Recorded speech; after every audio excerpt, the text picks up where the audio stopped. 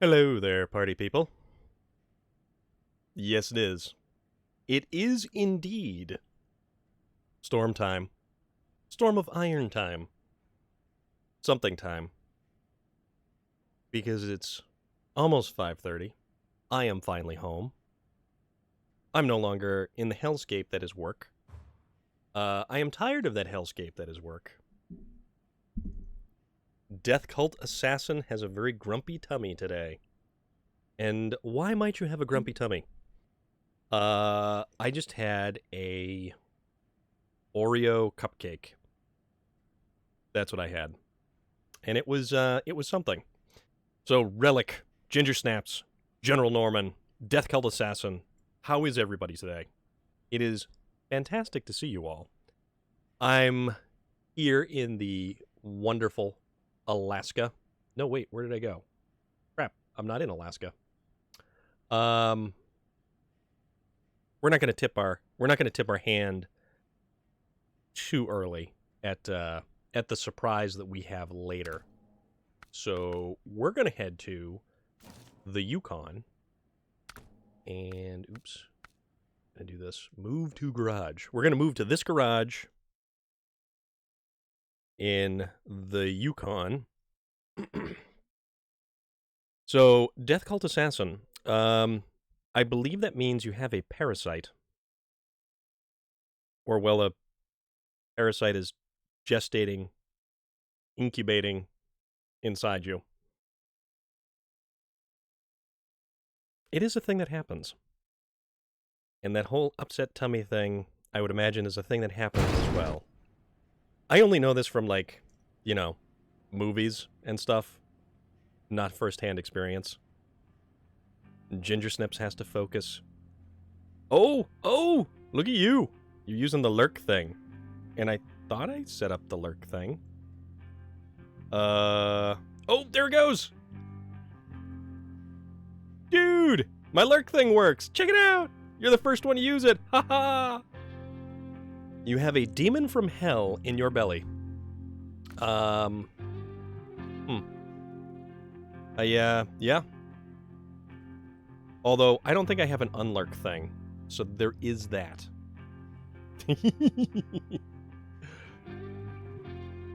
We'll see where that goes. Crotch goblins. I have a nephew, that's all I have. And I know that he is a rambunctious little bundle of bone and sinew and blood vessels and gray matter.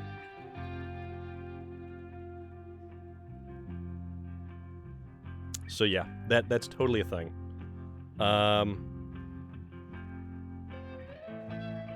Well, Relic, you can always eat like a pregnant individual if you wanted to.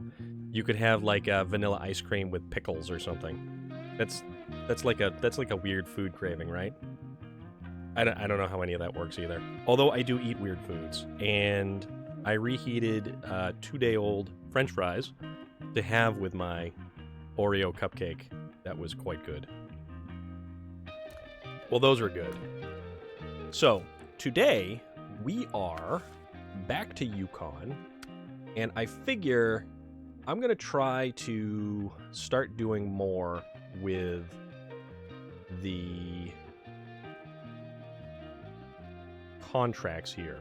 So we have reinvigorating the old mines.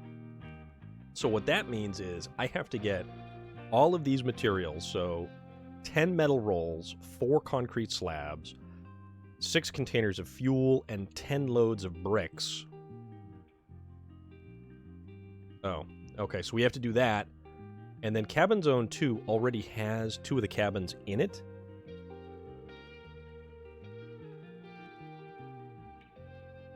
Oh, wow.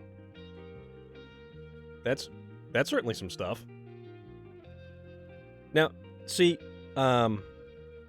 Christmas Eve.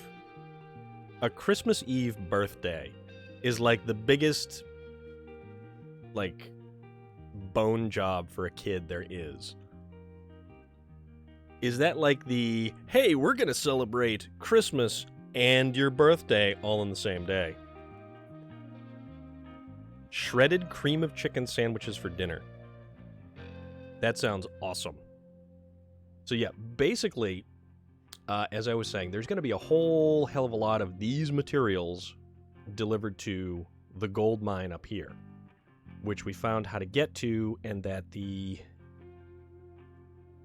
way to get up there isn't exactly the easiest way to get up there. So I'm going to have to sort of re-examine how I sort of do this. I'm either going to use a whole bunch of smaller trucks and do stuff, because I can't get a giant trailer up that trail again and have that kind of luck that I had last time with the trailer, which was awesome.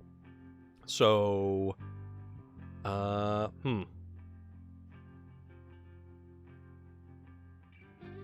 So how about we go, and metal beams are going to be for the second one, but we use metal beams to make metal rolls at the rolled steel factory over here. So that's a warehouse. That's some brick framing. Gateway to Salmon Peak is there. There's also another gateway to Salmon Peak over there. Just trying to figure out my logistics here for the moment. So the thing is, if we take this garage and we dump out here, it's actually going to put us closer to some of the locations that we need to figure out. No kidding. So he actually made out like a bandit.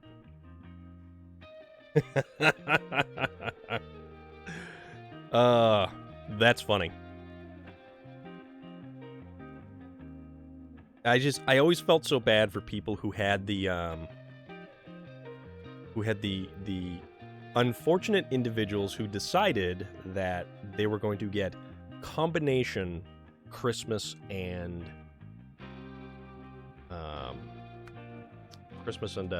birthday gifts. All right, so let's go to this garage over here, because this is actually going to put us closer. Ugh. It's this whole logistical planning thing. So we don't want. Wait a minute. Okay, there we are. So that is where the warehouse is. And then there is a trailer store and a rolled steel factory over there. So let us hit up the other portion of the map, and then we'll take a truck. Ooh, Relic, that sounds awesome.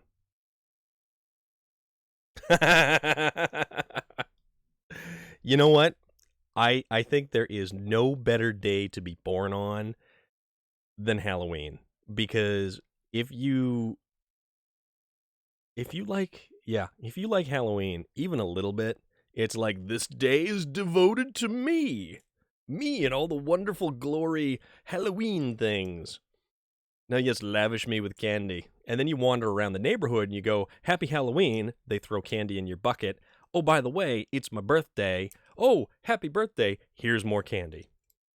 That is the biggest scam you could have going. And it's really not even a scam. It's just way to completely wrap adult humans around your little tiny pinky by being some manner of ghoul, ghost, goblin, or, flavor of the week Halloween character.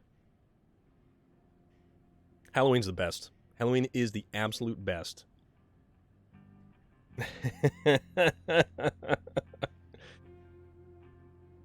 Marinara. I like marinara as a word. Marinara as a word is fantastic. Okay, so let's see what truck we're going to use here. Tell you what, we're going to send the Tega out because this will be the easiest one to sort of poke around with.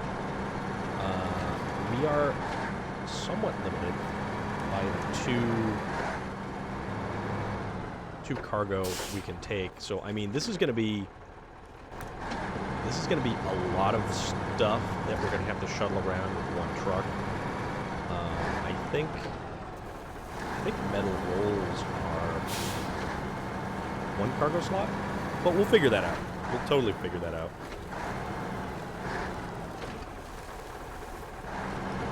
Pinhead is a fantastic Halloween character. Pinhead, the character, is awesome, and the actor who portrays him in the majority of the movies, Doug Bradley, is also a fantastic human being. Actually, he's done some readings on YouTube. He's got a YouTube channel, and he's done some readings for various pieces of fiction and stuff. Yeah, Ginger Snaps is probably better to have me muted, because here I am, and I'm just going to carry on about, food and things to read and just all kinds of stuff. But yeah, Doug Bradley, super nice guy. Met him at Spooky World one year, and he's the type of guy who wants to show up to a place where his fans are and simply wanted to, like, do signings. He's like, well, they make me charge for these. I wouldn't charge if that were the case. And it's like, wow, okay, dude, no problem. Okay, so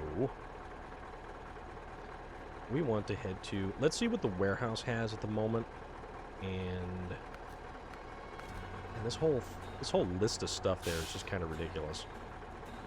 The cabins, we already got the cabins, so that's not too bad, because those were kind of a pain.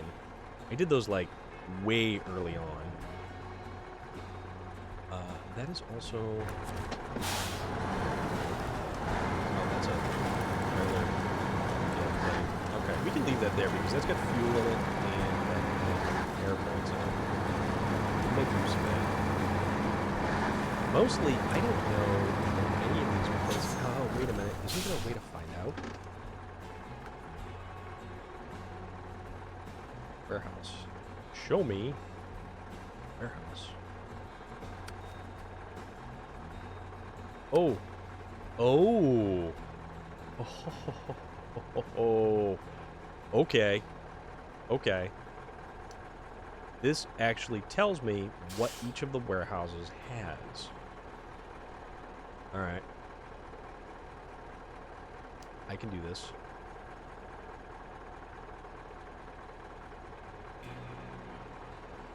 Yeah, this is a thing we can do. Yeah, Doug Bradley, awesome dude. Awesome, awesome dude. And then, let's go take a trip to the rolled steel factory. Go this way. Yeah, let's see what the factory requires of us. Because I think it's steel beams make rolled steel and vice versa.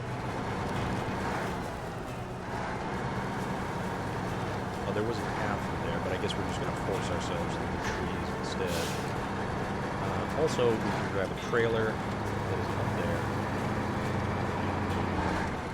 We'll just be collecting all kinds of materials throughout the year as we reinvigorate the old mines.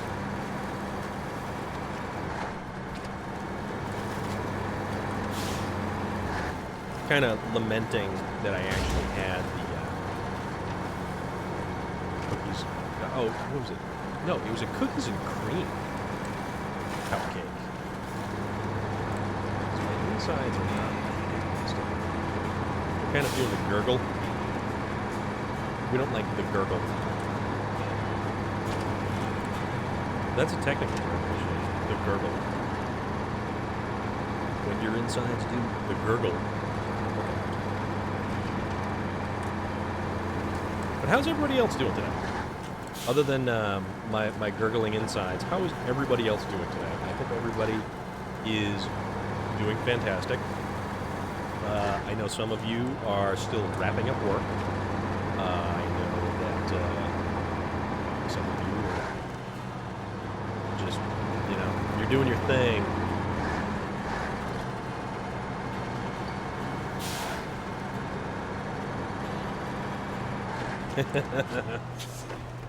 I'll tear your soul apart.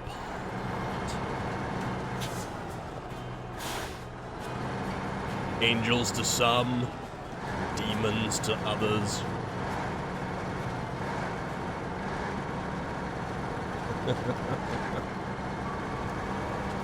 Alright, so... That's the trailer store. This is the warehouse. So, what do we got? No cargo to load or unload. So...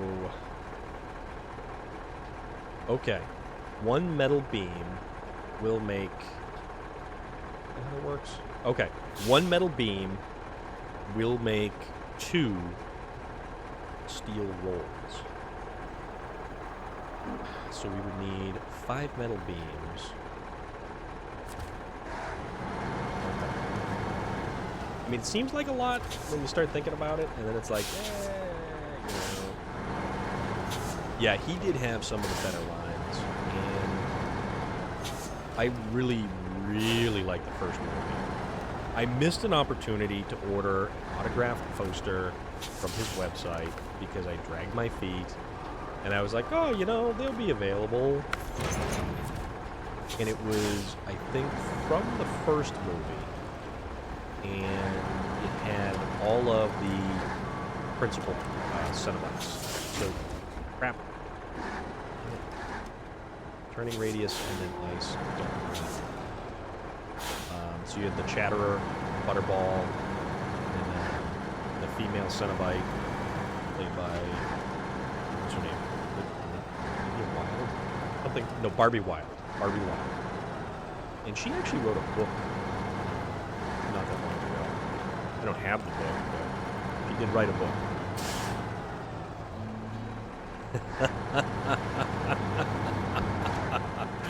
That is a fantastic line. Oh, crap, suspension. Tag is taking a beating. Yeah, some fantastic lines. Fantastic lines. This is my body. And this is my body. It's from the third one. The third one was a weird Hellraiser 3 Hell on Earth. Do we have any other Hellraiser fans in the viewing audience tonight? Oh, sweet Jesus.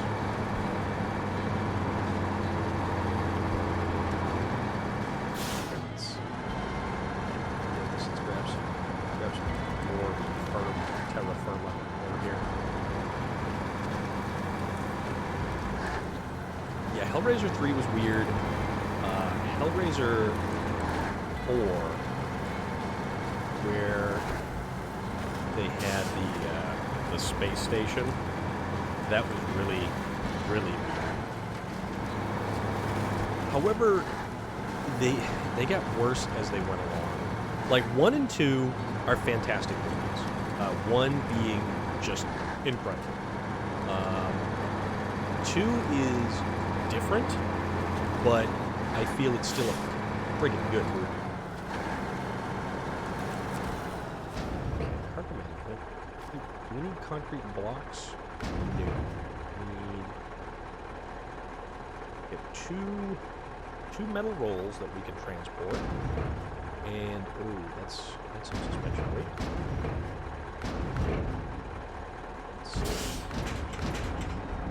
Metal beam, so that will make actually 6.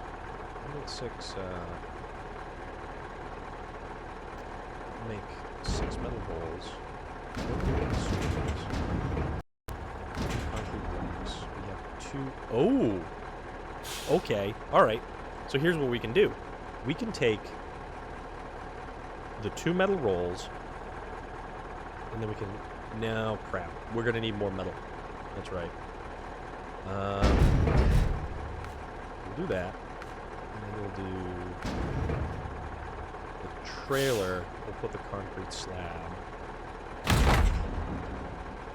And then we can take the... That's 2. We make 6. That'll be 8. So then we need 1 more beam to make that. Logistics, man. Logistics.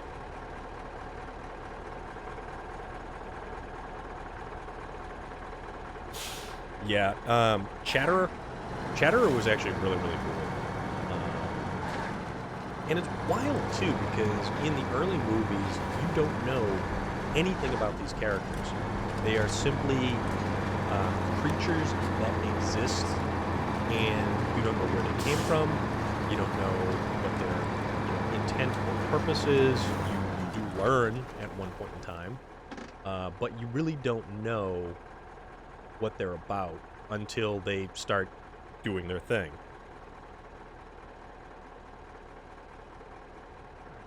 So, and then you've got Dr. Chenard, the Chenard Institute, who's a super shady guy. Alright, where do I want to go? I want to go... Oh, you know what? I can go through here, and then up here.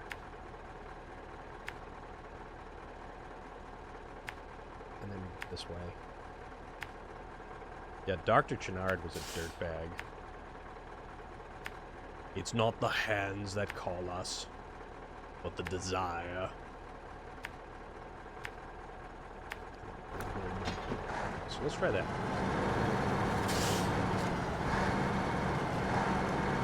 Yeah, those... Yeah, that's such a great series of movies. Well, when the ones are good. The one with Lance Henriksen, that was kind of weird. That was kind of lame. And they only showed up periodically throughout that one. But which one was it? Hellraiser? Deader? Like that? That one was really cool. Where the cop. Yeah. Very much so. Because a lot of times you had, you just had these, like the idea of the serial killer as a punishing device or social commentary. So you had somebody like Jason. Oh, premarital sex, drugs, not watching the kids. It's gonna get you killed. That's gonna be bad. Mike Myers, the nameless, faceless stalk and slasher. But Pinhead and the Cenobites, you had a completely different kind of theology to them in terms of what they were after, because they weren't straight up killers. They don't go around arbitrarily. Well, they kind of do arbitrarily murder, but there's a reason for some of that stuff, and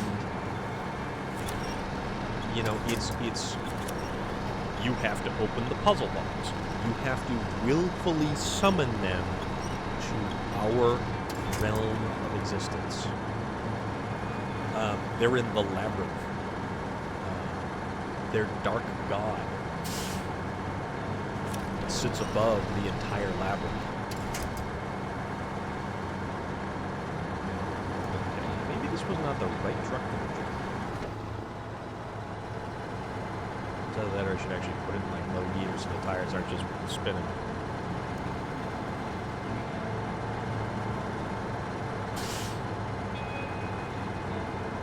Kirsty.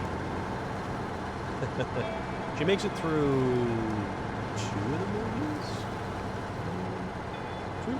3 of the movies. Maybe 3. She does a cameo in some of the later ones.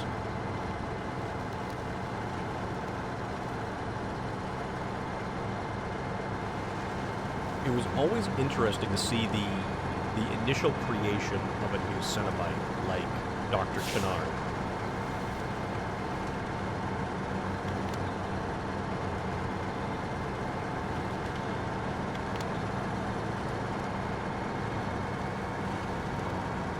So somehow or another, he's always tethered to the labyrinth.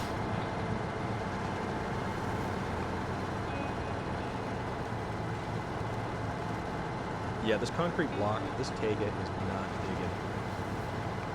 Falling along the concrete block here. This is some slow going, so I may need some bigger equipment to haul some of this crap home.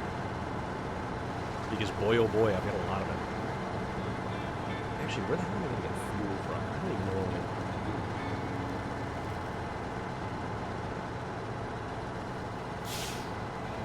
So I get up top here. If I get up top. If I get up top.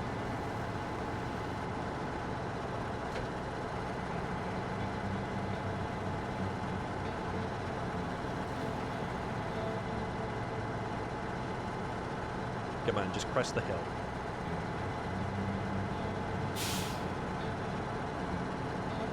No winch points. Oh, the twins. The twins. And then the kill that they perform, where they actually separate and then rejoin together. With I forget who it was in the middle. But I oddly enough, I do like the fourth one because it's got some interesting mythology and expands on the world. Like, you learn where the puzzle box initially came from. You learn that it was a toy maker, Bernard Shaw, a Frenchman.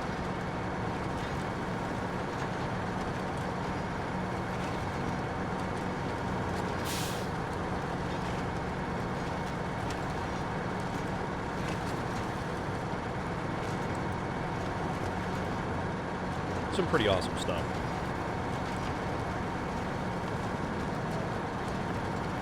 The fact that I think it's Hellraiser Deader, where Pinhead doesn't even show up in that movie, and it's like the guy who reads the sins of the individual brought into that weird house. Just, it's bizarre. The whole thing is just bizarre. But it's bizarre in a good way, I think.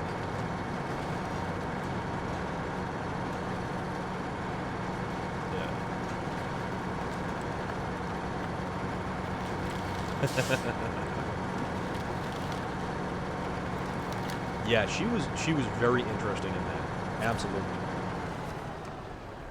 Alright, so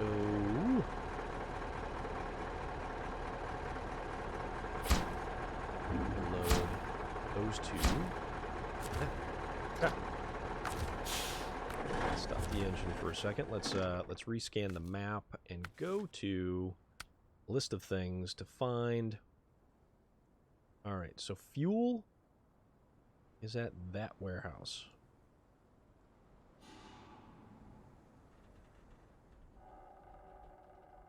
That house. Let's see if it actually has all the fuel that I need. So I need 6 fuel. So show me warehouse. Did I just go buy it? Oh, yeah, of course I did. So that warehouse has exactly 6 fuel. And it's right by a trailer store, and it's right by that. So you know what? How about we take some of the big guns, and then we're going to go... Yeah, okay. We're going to go back to the garage.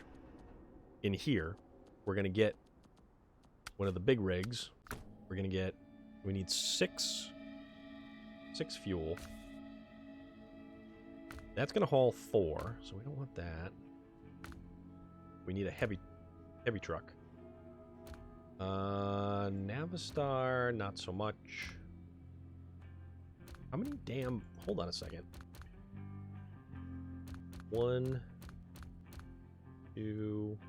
Okay, so I've got 2 of those things. All right, that's fine. We will go with this fella right here.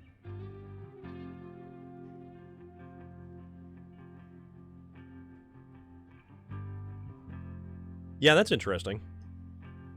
How much validity does that claim have? Because that's kind of an interesting sort of way that things are.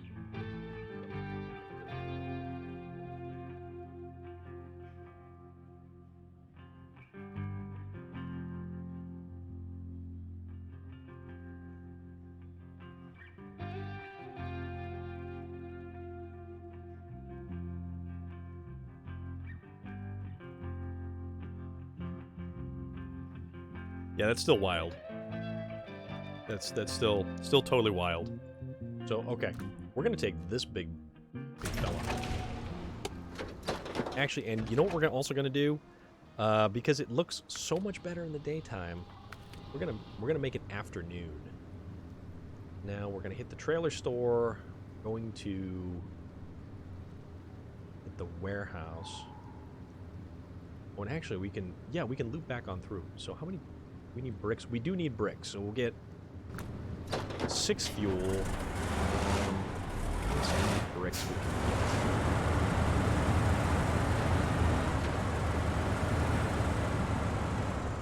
This is an awesome truck. I love this truck. It is slow as dirt, but it will haul a mountain. Make sure we can fit everything behind it. That's a 5 slot. Okay, that's an 8 slot. Super heavy semi-trailer. Nothing else is going to hold close to what I needed to hold. So that's what it does. Sasquatch, how are you? Mac the Punk hosting. Thank you very much, good sir.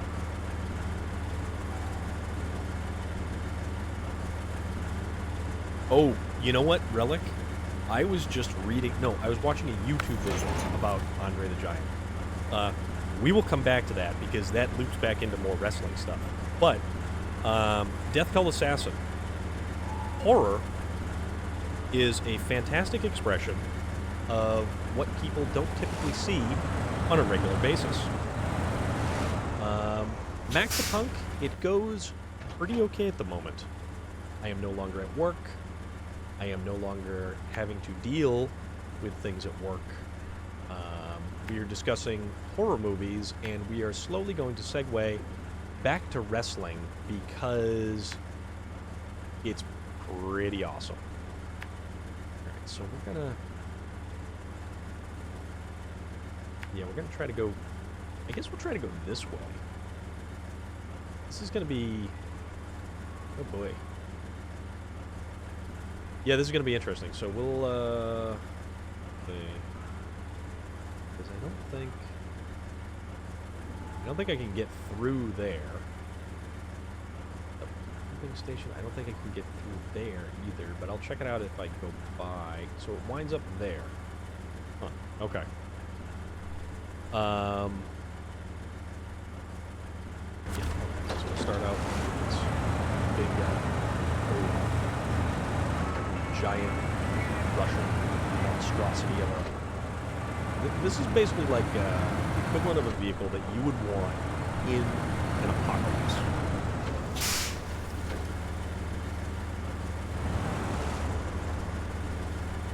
Shrapnel from a brain.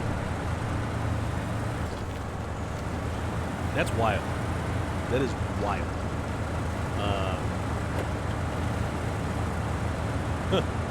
I certainly can't top that.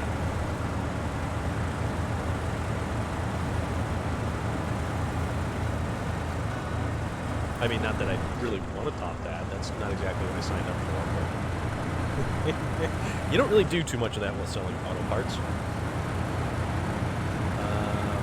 Let's see.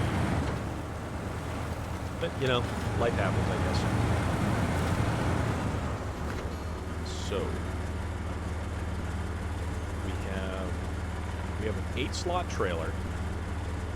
We have 6 fuel, and we need lots of bricks.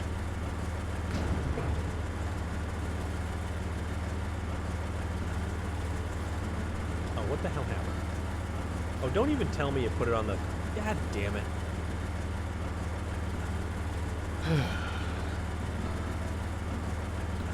So... I'm going to have to get a truck with a little crane out here to take that stuff and put it on the trailer because this thing is butts. Because you put it on the loading zone where you use the crane, not my trailer. Alright, so we'll put that there. We'll go back to the garage real quick. We will grab a truck with a crane, which will be easy enough. Oh, there are? Okay. Well, I'm going to grab the 2 bricks from this location, and then I'm going to grab the 6 fuel containers that this place has.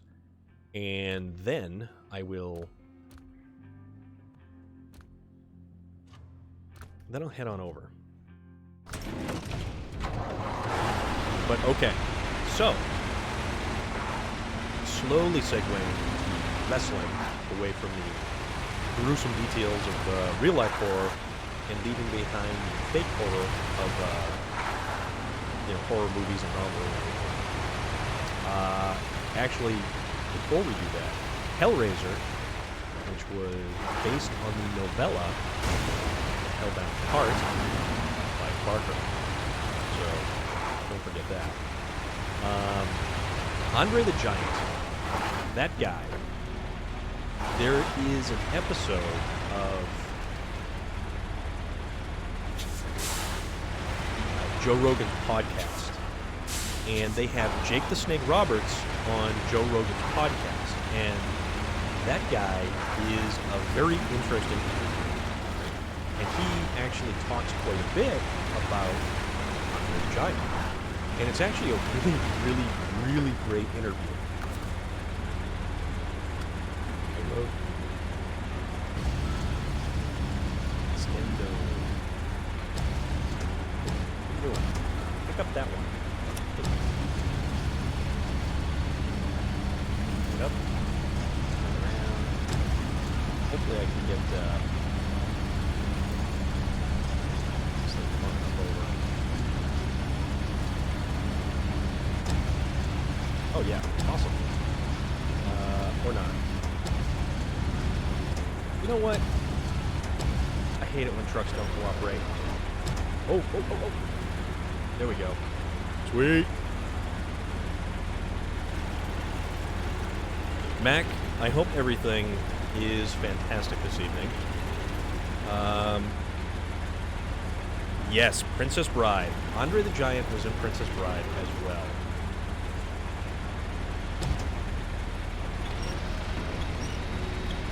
And I think, honestly, Princess Bride is it's like a cultural cornerstone, if you really want to think about it. It's one of those movies where you needed to see it at some point in time. Trucks. Hola. There we go. The bigot. Unpack cargo. Pack cargo. There we go. We've got 2 of the 10 bricks that we need to get to warehouse. So, actually, let's check on which warehouse we have. We have concrete plants, railway station. What does the railway station have? I forget.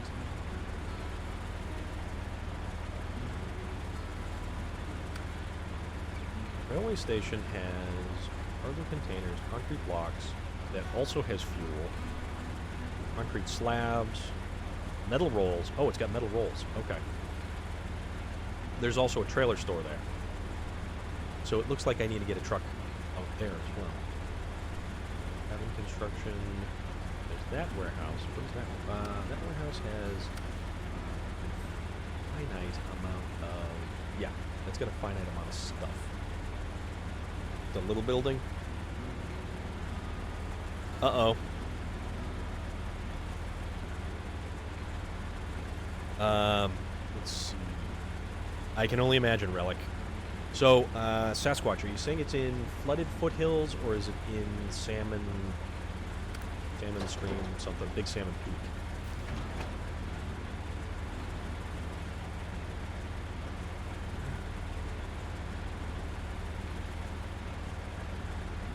Don't do a barrel roll.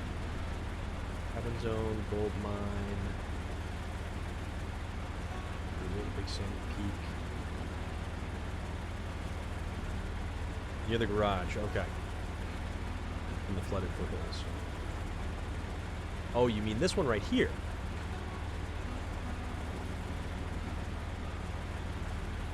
This little guy.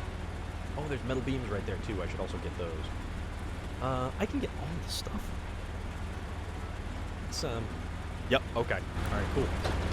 We'll, oh, let's activate the suspension. Change suspension mode. Activating lift kit. There we go.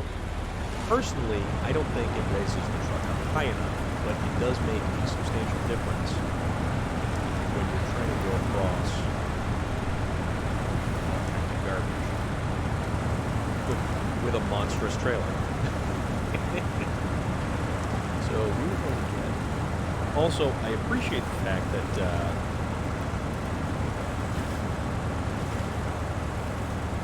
fuel containers do not explode.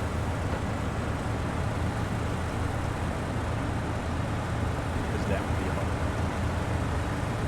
We heard the Ultimate Warrior's theme song from another room and came sprinting back in here like a lunatic, grabbed the back of the couch, and started headbanging. You know, that's when you know they've been raised correctly. Also, okay? Also, speaking of... Alright, I gotta... One moment. I gotta read you this text message, okay? So... Alright, let me find where I put it.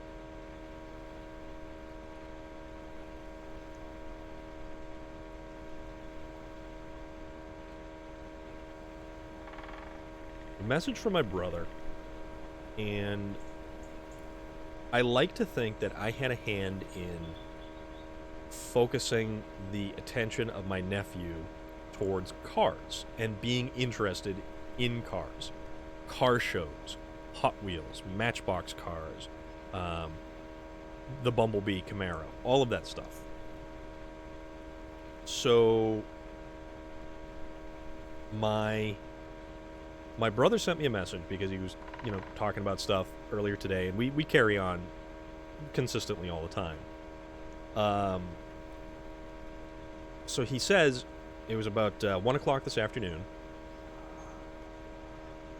He said, talking about my nephew, his son, that he's going to tell his sister all the different kinds of cars at the car show.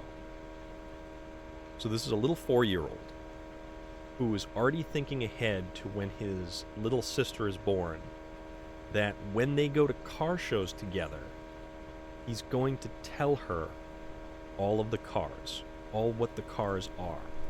That one's a Dodge Challenger. That one's a Chevy Camaro. That one's a Ford Mustang. And I can see this so vividly in my head, and it's awesome, and it's wild, because I was showing him and teaching him that's the Camaro, that's the Corvette, that's the Mustang, that's the Challenger.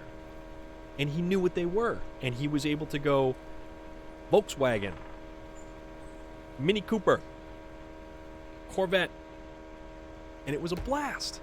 It was an absolute blast.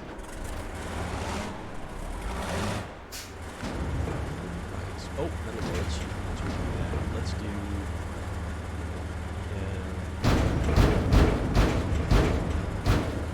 six. We have 6 pallets of fuel.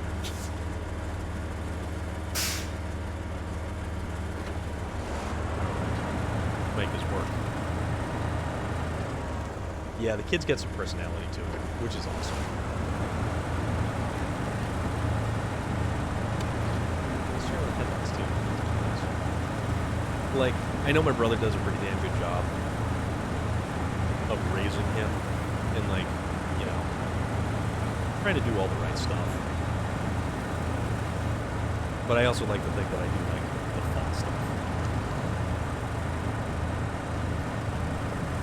I remember one of the first times that I took him for a ride in my truck, and it was one of the first times I think he was front-facing in a car seat. So I put him in the car seat, front-facing, and he was so used to being rear-facing that he couldn't really see out of my brother's car too much. So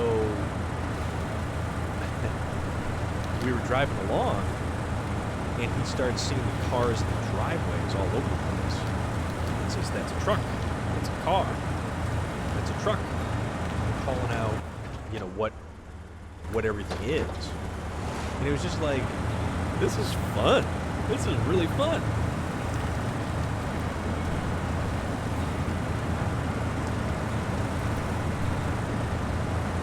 This is a 6-slot trailer.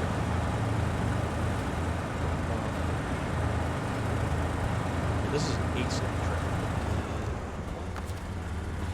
Yeah, 8-slot trailer. Okay, actually, we can transport an entire load of bricks from that other warehouse over to the gold mine. Maybe that'll be our next load of stuff that we bring over there.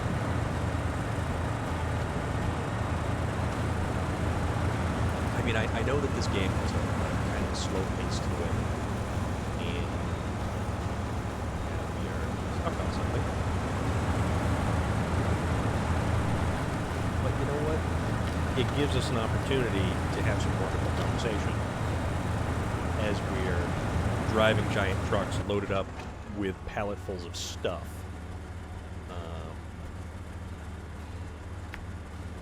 And I get a kick out of it. I really, really enjoy this game, and it's a lot of fun. And when we get towards the end of tonight's episode, I've got something in store for you guys. So, definitely want people around. We'll put it that way. Fallen Stones. Oh, that's, what the hell is Fallen Stones? I think that's consumables? I forget which one this one is. Fallen Stones is consumables, which I would get from... Oh, that warehouse there. So realistically, I could take the Tega and go pick up... Okay, yeah. I'm getting ahead of myself. That's fine. But yeah, if you guys have been around for truck darts, there's more truck darts in store, and it's all set up, ready to go, and you guys are going to get a kick out of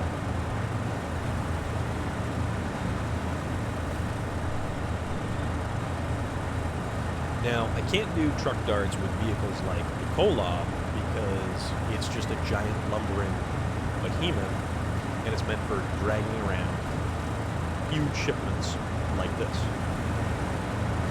So, I put a bunch of decals on front of this thing. It's my way. No, wait. No, that's that's like it's a giant Russian truck. So it's more like something like it's my way. Siberia. We go. Actually, we don't go. We go almost as... I think Lake Cove isn't Siberia, but it's pretty damn close. I forget where it is on the map.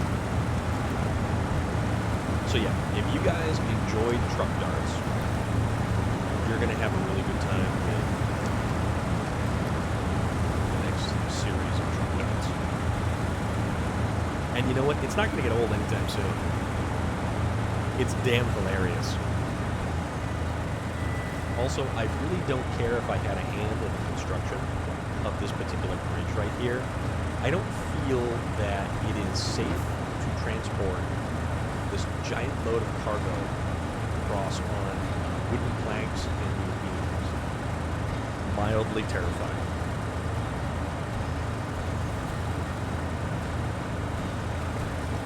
What's over there?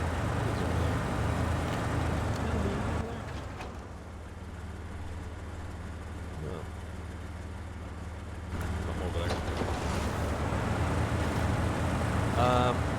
There are no trial runs. No, we don't do trial runs here. This is a very fly by the seat of your pants kind of production. Ah, crap. Alright, we're hung up on a rock.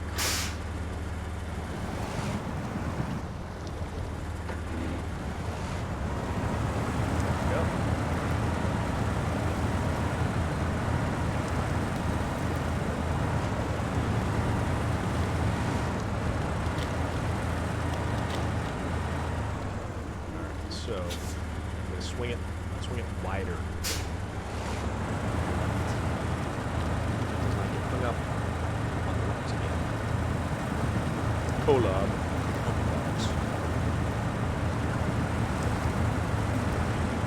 Yeah, we're such a high value production here at the Storm of Iron Studios that I only just set up a lurk command, and I've been doing this for a little while now.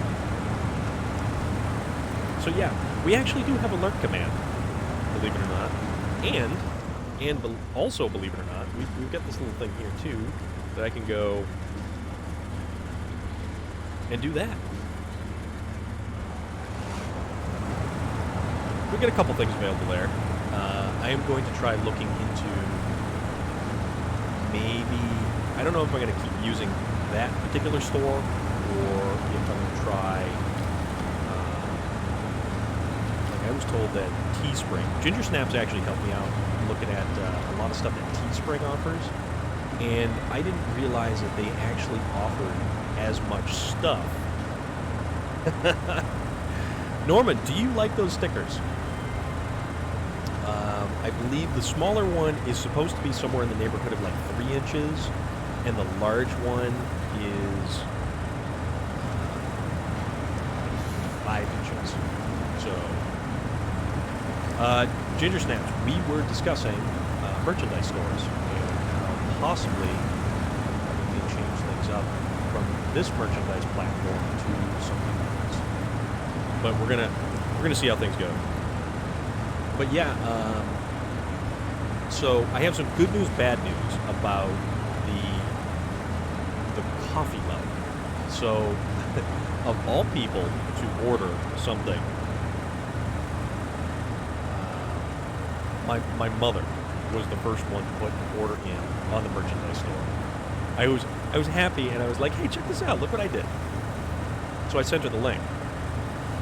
Turns out she ordered a coffee mug, right? Where are you going? Good stuff. So she orders a coffee mug. Apparently the coffee mug showed up today, broken, because the box looked like it had been basically run over. Which was like, really, dude? UPS, come on, man. What the hell? But I gotta tell you, the logo on the mug is on point. It looks fantastic. It's got the... Stuck? Where we stuck? When in doubt, power out.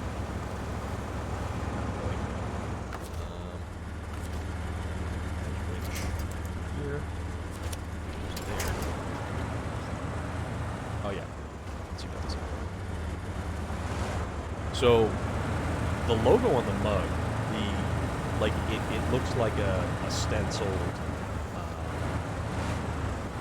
not really like MASH, the logo for MASH, but it's got that military stenciled logo with the Storm of Iron.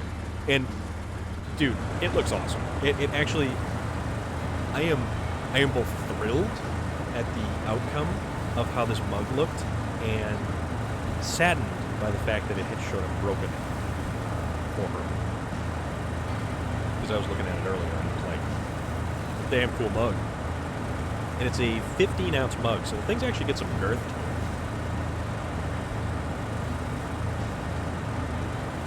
Because everybody knows you need the largest size coffee mug available for caffeine delivery.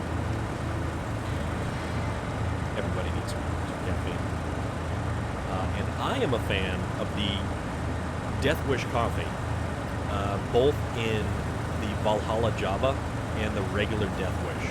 And I know Waylon gets the regular Death Wish, but I need to reorder some Valhalla Java because I love that stuff. It is so good. And the nice thing about the Death Wish coffee is you don't sit there and wind up with like the caffeine jitters on a crash. And it's not like drinking 5 different Red Bulls or something. So it's really good stuff. But that's just my personal opinion. Your mileage may vary. Let's refuel this pig. Because we are thirsty. We are thirsty for the diesel. Gasoline. Bullets from the bullet farm. This one is not so much the war rig from the Fury Road. And I have to tell you, Fury Road is probably one of my favorite movies of all time. Dread, Carl Urban is also right up there. And the John Wick movies. Probably John Wick 3 more than the previous two. Anybody John Wick fans?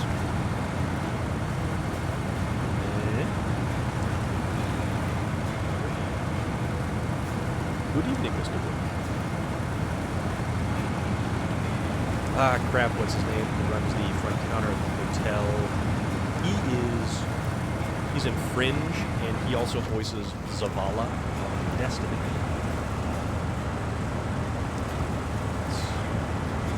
What the Christ is his name? Now I need to figure it out because it's going to bother me.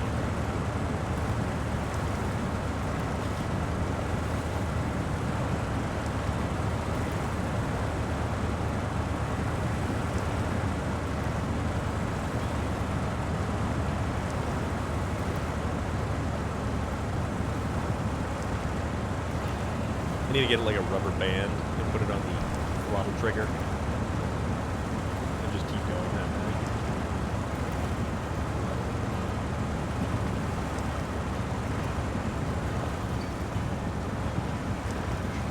In 2008 to 2013. Lance Reddick. Lance Reddick is a fantastic actor.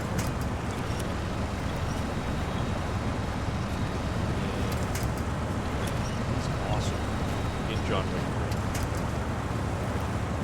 3. Moya Surfer Dude, I am doing great.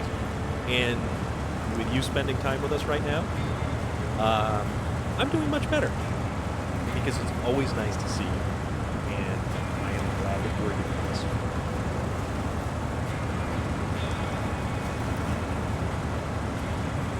Oh, yeah, Sasquatch. Dude, 1 and 2. 1 is a little bit of an initial slow burn in the beginning, and you're right. It is very depressing. I mean, it is insanely depressing. But man, does that movie pick up? And John Leguizamo in it in a non-comedic role where he's 100% the straight man. It's crazy. Which King Arthur? Enlighten us, please. Is it the King Arthur with Charlie Hunnam? One of the most recent ones. But that is why I'm moving so slowly. I did not have differential locked at the 2004 film. Is it? Now you're going to make me look. Because I always have to look this stuff.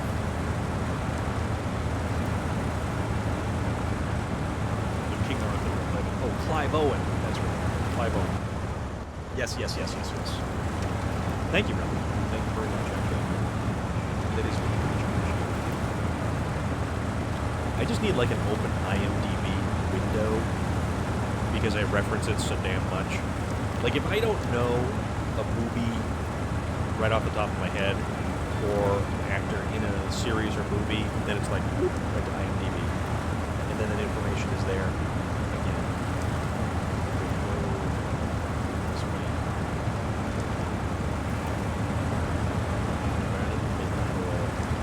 It's dark again. The cold blackness.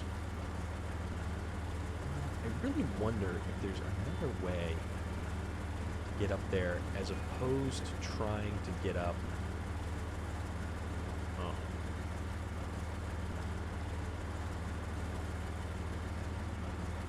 I'm just looking at the angle And I don't know if I want to come in from this way either. I mean, I guess I could, and I don't know how much easier it would make it, but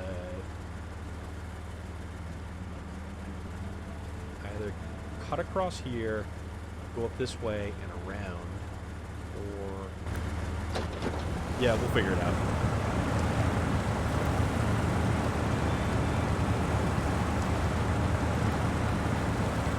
Actually, you know what? It's funny, so you went the rolled steel way? Yeah. I'm kind of thinking I might do that because going up here and getting to the top right here with the mega trailer, the coiled steel tubing. Yeah, you're probably right, and I realistically should do that from there. So that is a valid point. So I will do that. Somewhere, oh, there I am. Okay. I will just continue to keep following the road.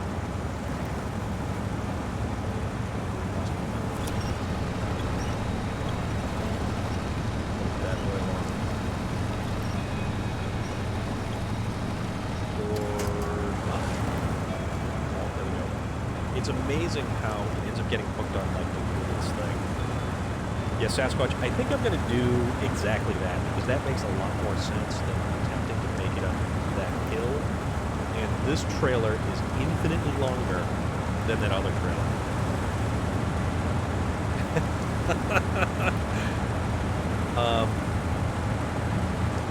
Pushing the truck and trailer around with the Caterpillar was pure dumb luck. Ginger Snaps, can we get a countdown clock going for you? How much longer you got there? A couple more minutes? Half hour? 15 minutes? 10 minutes? 5 minutes? 2 minutes? 1 minute? What do we got? What do we need? What do we want? Oh, 37 minutes. Ugh. We will be here, General Norman. I am not going to start the truck darts without you. So... oh, concrete blocks. No, we need concrete slabs. Ah, there's more metal rolls. Fuel. Okay, so we do have 2 concrete slabs. Metal beams. Consumables. Oh, that's where the consumables is. Okay, so we need 2 consumables to do the thing. Alright. Good to go. Good to go. Yep, Norman. We're not truck darting without you, sir. Not gonna happen. I want to make sure that everybody is around who wants to be around for truck darts.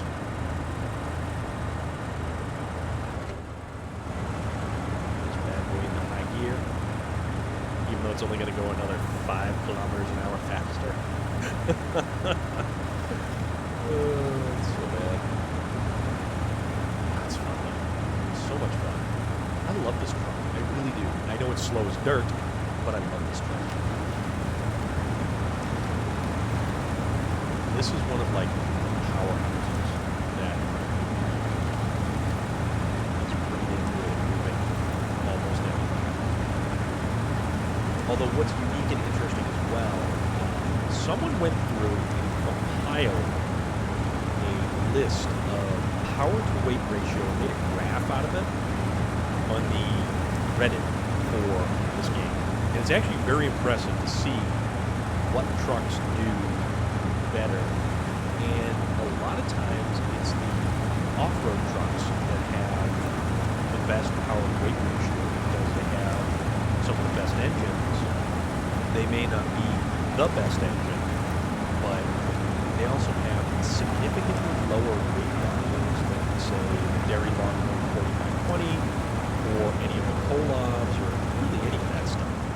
Which is, it's too bad because, like, you'd think that you'd want to use the big trucks more, and they're just not nearly as good as some of the other stuff.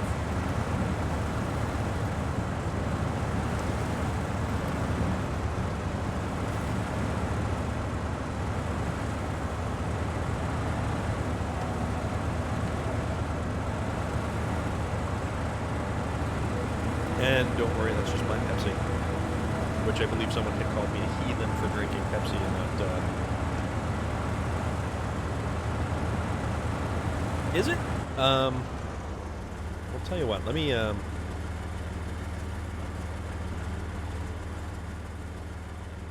adjust down. And then we'll adjust up and we'll adjust down for things and stuff. I am terribly sorry about that, folks. Didn't want to... Yeah, is it good? Everything's good? We good. We so good. This one's probably got more of a drone as it carries on. Also, the mic might not have been oriented the best because this silly thing moves around and trying to get it set back up again, and I carry on and I don't pay attention. So reasons. Okay, good. Thank you very much.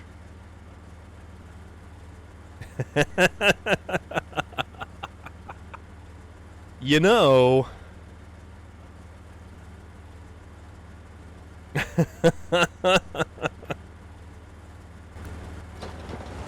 So, what you're saying, Relic, is you're getting the woo in your ear.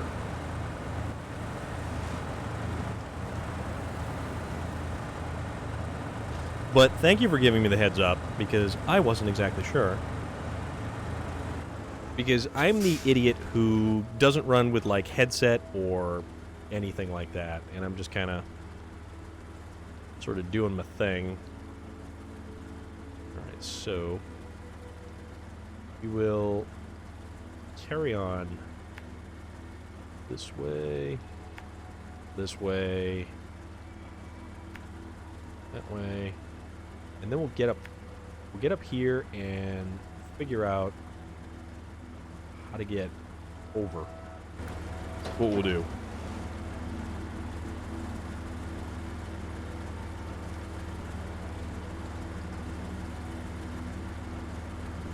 Yeah, that's the unfortunate thing about the 8 slot. It gets hung up a lot.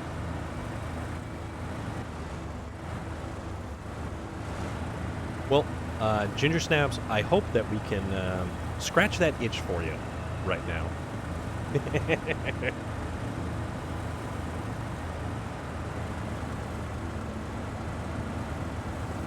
Oh, wow.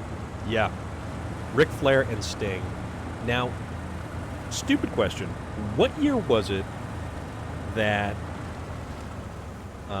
Sting started doing the the crow face paint, where he started going with the black and white motif and being all emo and wearing the black trench coat, carrying around a baseball bat? Because that was just bizarre. That, like, I always thought that was a very strange turn.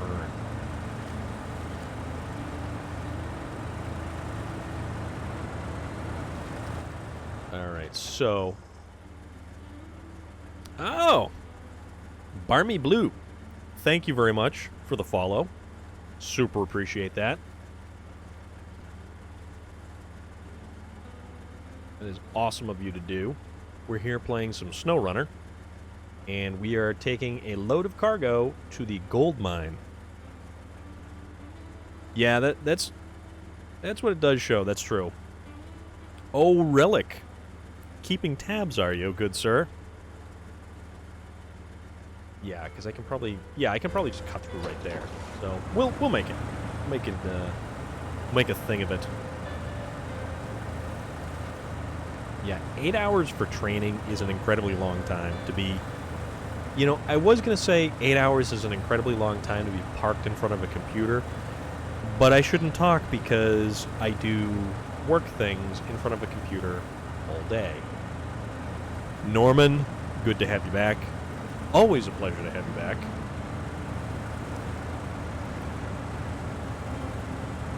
It's good to have everybody here, you know? Good to have everybody hanging out. It's a good day. No, you know what? It is a better day now that I am here doing all this stuff, because work is a nightmare. Work is my own personal little hell.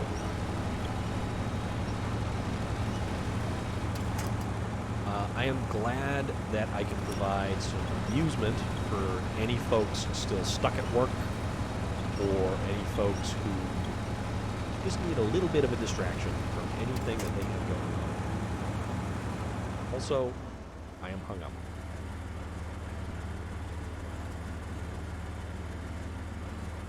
So we can go try to... Alright. Swing wider. Hopefully miss trees. Let's get it on.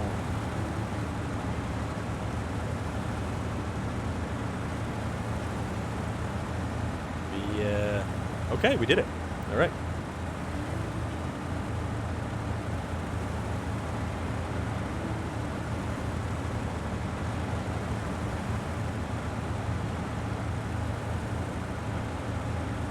Yeah. There is...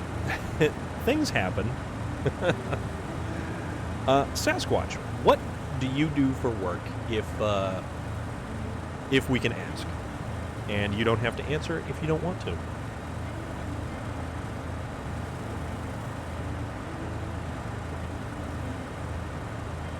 Alright, so let's find a little path. Get ourselves through this way so we can see it.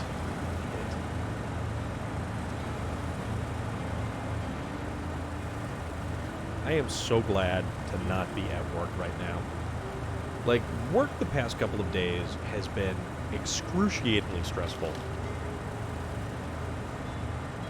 And it always comes back to the phrase, it's not the job, it's the people. And it's the people that make it difficult.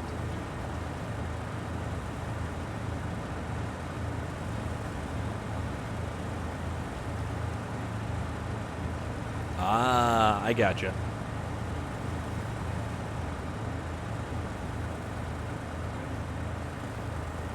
That's pretty wild, though, dude.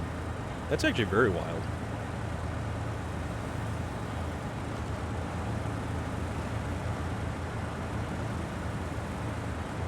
Also, I think we're going to need a fuel run. And conveniently enough, we are close to a point where I can flip over to the other map, hit the garage, get a fuel truck, bring it over here through the tunnel, and refuel this bad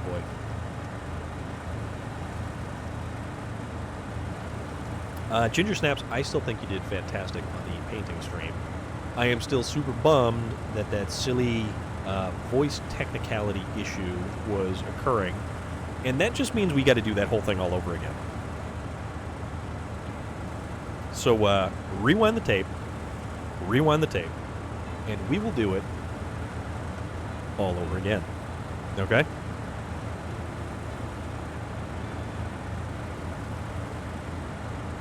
We can do that. I'll Ed McMahon for you. I'll Andy Richter it up for you.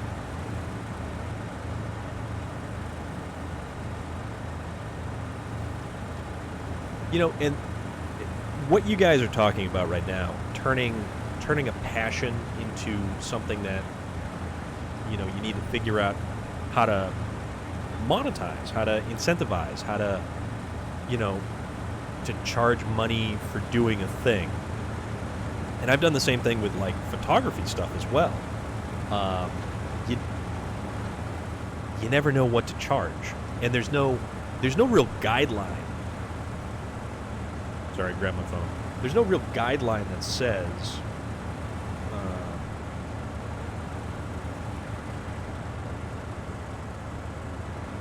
you know, what you should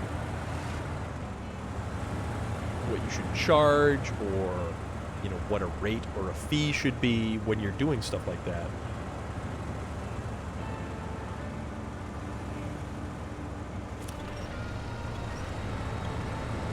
It's a little bit of a helping hand here, getting this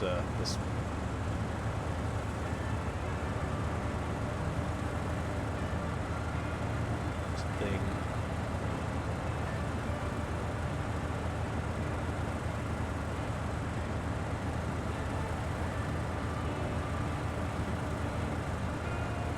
Yeah, we're definitely going to need to get some fuel. Oh, wow. Huh. That's interesting. For Honor, the game by Ubisoft, which is now in year 5, season 1, which is actually rather,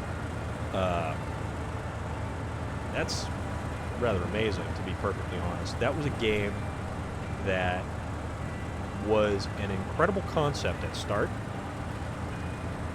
but it actually made it. So let's see. Let us think about where to park.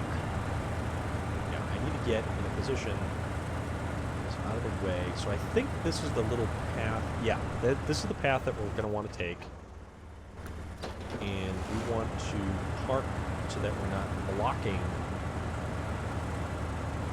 the ability for us to get a fuel truck in here. Okay. So, global map. Big Salmon Peak. Yeah, but I'm just going to bring, you know, Relic, you're right. It did, it was good at the beginning, but because they went peer-to-peer for servers for an online fighting game where timing to the millisecond was crucial, they shot themselves in the foot. And I honestly think that Ubisoft didn't believe they were going to have the kind of hit that they ended up having. And it's surprising and unfortunate, but let's see. Fuel truck, fuel truck. What do we want to use for a fuel truck? How about a Kodiak? Because we don't use the Kodiak much for anything. So let's use the Kodiak for something. Fuel. Gasoline. Yeah, I know I can hit the, yeah, I can hit the trailer store, but I think what I'm better off just kind of bringing a fuel truck around.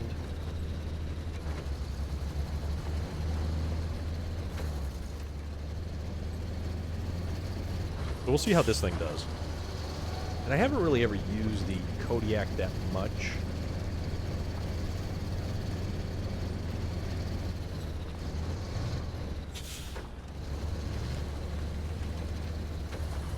But it's definitely more a little bit on the light duty end of things. I mean, it's definitely not a heavy duty truck at all. So, plus I need a fuel truck. There's a Tega up there. We'll see.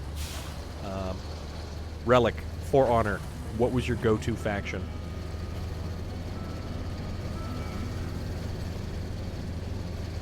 I can tell you what my favorite faction was, and my first 2 favorite characters. Actually, I played a lot. Wow, this thing almost got so buried in that mud. I didn't think it was going to go through there.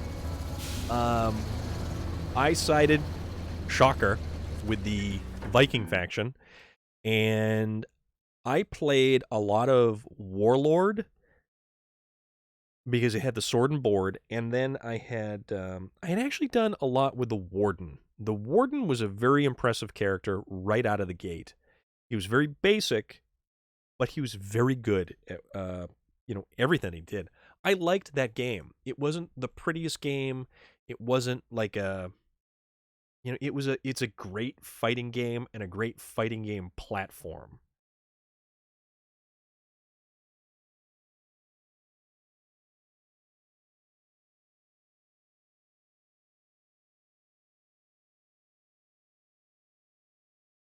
Back to Yukon.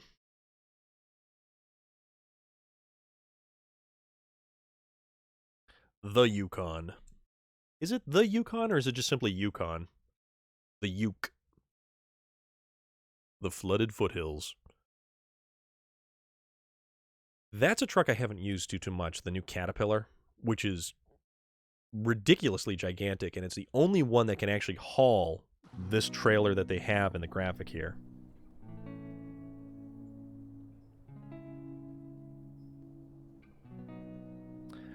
Okay, Ginger Snaps, we can do that. So, yeah, the Raider was great. He was a little weird. Centurion was an interesting character as well. Also, at the request of Ginger Snaps, we got to make sure that we make some clips later. All right. That's what we're gonna do later when we do truck darts. Make sure we get the clips. So as long as we don't roll over this truck, we'll be good. We would probably be better suited if we had something with 2 rear axles, but you know what? This thing does pretty good. So we're gonna stick with it. We're gonna roll. Clips for the clip god. Yeah, I think you kind of did on that one, but that's okay. We'll roll that beautiful bean footage, and hopefully someone will grab some clips of truck darts. We're only an hour and a half in. We don't have a lot of cargo delivered at the moment, so we'll keep going with this. We'll keep pushing, and we'll see where we end up.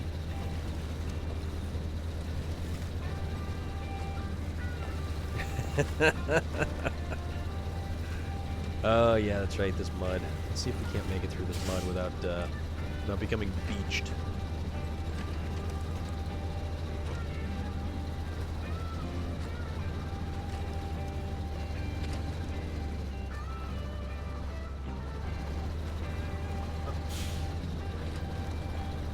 Actually, this thing's not doing bad. I'm kind of shocked. Don't you have a t-shirt that says that?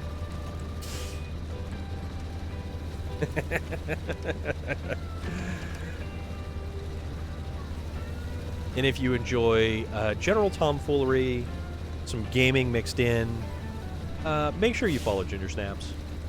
Just saying. She's a goddamn delight. And you can clip that too, damn it.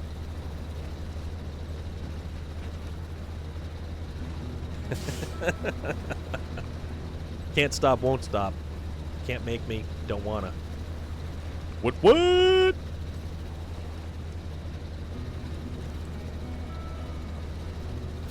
Alright, this truck is doing like way better than I had originally anticipated hauling this fuel. Because fuel is usually one of those things where it's stupid heavy on the truck that's hauling it.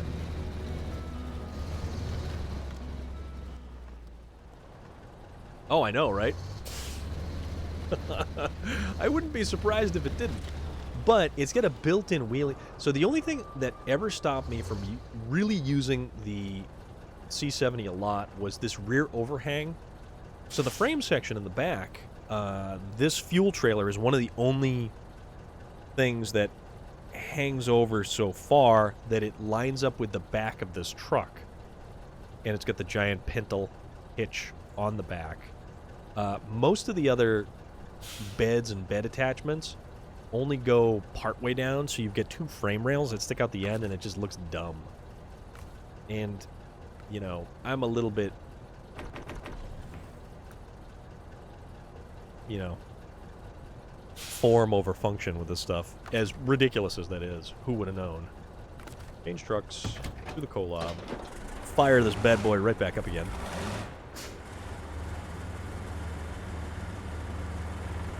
Ginger Snaps, make sure that you come back to us, even if it's after the fact, to watch some clips. We'll be here. It's like that potato chip commercial. Crunch all you want. We'll make more.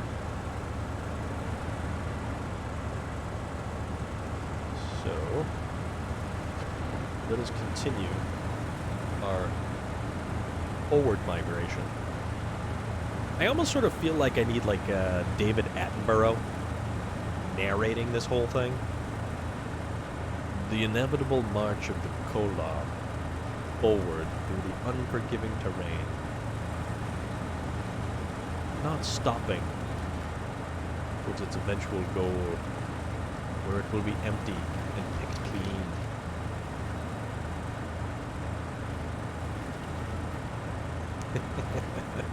David Attenborough. Which was the Griffin? I don't think you know what? I haven't picked up the game in so long.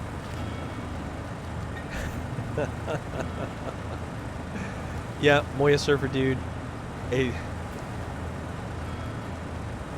SnowRunner as narrated by David Attenborough would be the best thing since sliced bread, okay?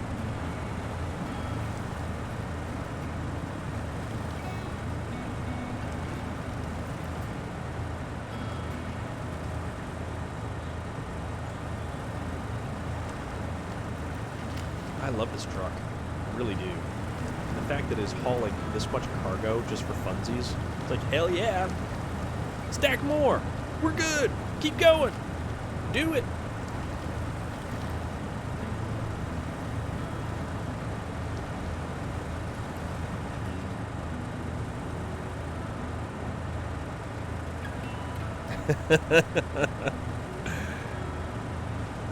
Yeah, but he would probably talk about the the chemical reaction a diesel engine makes that turns fuel into torque. But I would also be okay with that. Oh yeah, I tried to pick a color that was fun, that was neat. This one's the big and dirty, which I don't know why I picked that windshield sticker. It just kind of, it seemed fitting because this truck was just a monstrosity. I mean, look at the size of the driver. He's just this tiny little dude in this massive 8-wheeled mega monster. Just, the end of the world has happened, and we're going to continue our deliveries as scheduled. Like Kevin Costner in The Postman, continuing to deliver the mail. Ah, okay. Yeah, Sasquatch, informative would be awesome. I would be all about that. I mean, hands down. That would be cool. And I'm alright with that. We like informative here. That's why I tried to provide a lot of relevant information when we were playing Assassin's Creed Valhalla. I love, the Viking Age, Norse mythology. Even though the mythology itself, from a fantasy aspect, really didn't figure into Assassin's Creed Valhalla a ton, and the parts that did heavily lean towards that were all a fever-induced hallucination brought on by weird herbs. 7 herbs and spices.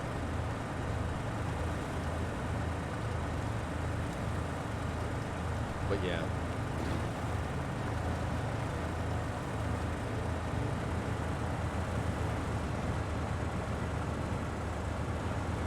To continue. Death Cult of Salsa. No, yeah. Death Cult Salsa. Yeah, real good. Dummy. Death Cult Assassin.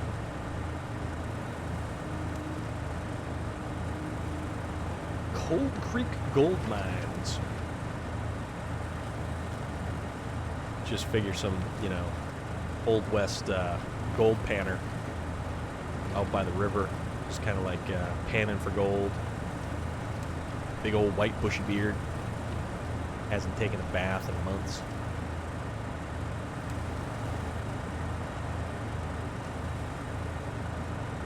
This is our gold mine, all right? And over there, in the distance, we can see the gigantic trailer that we're supposed to transport at some point in time.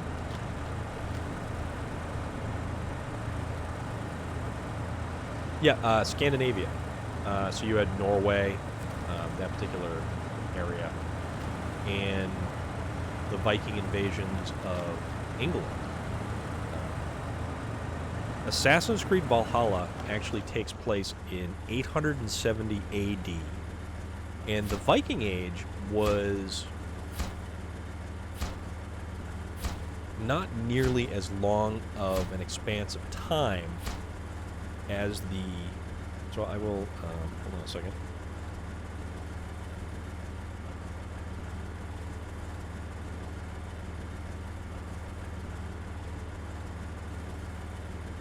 So the Viking Age was 793 to 1066 AD.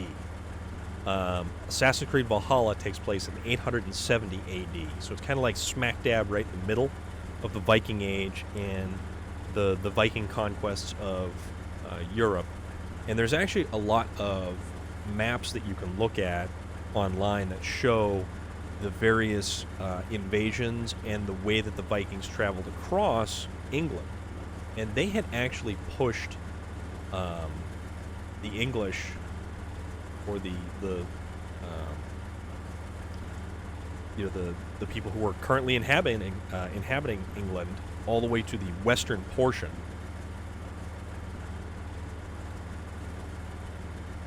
It's entirely possible.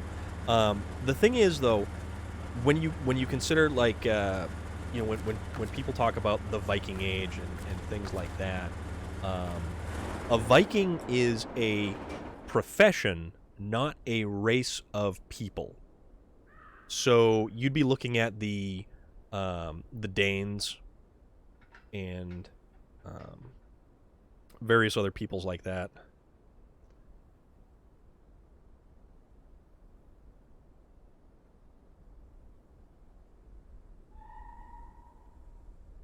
So essentially, all right, because Wikipedia has a fantastic bunch of... Oh, dude, Relic, I am so looking forward to that. So looking forward to that. But yeah, as far as, like, genealogy and stuff like that, Vikings, and Wikipedia has actually a fantastic kind of breakdown of it. Vikings were the words today. Vikings were the it's been a long day. Don't mind me. Vikings were the seafaring Norse people from southern Scandinavia, which is present-day Denmark, Norway, and Sweden, who from late 8th to late 11th centuries raided, pirated, traded, and settled throughout parts of Europe. They explored both westward to England, Iceland, Greenland, and Vinland, as well as eastward and southward toward Russia. Let's see. England, Iceland, Greenland, Vinland, eastward, southward through Russia to Constantinople, Ireland, and even Arabia. They raided, they settled, they established trade. It's pretty interesting, actually. There's a lot. Yeah.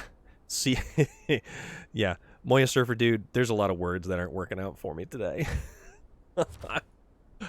But yeah, it's a lot of interesting stuff. That's for sure. So what?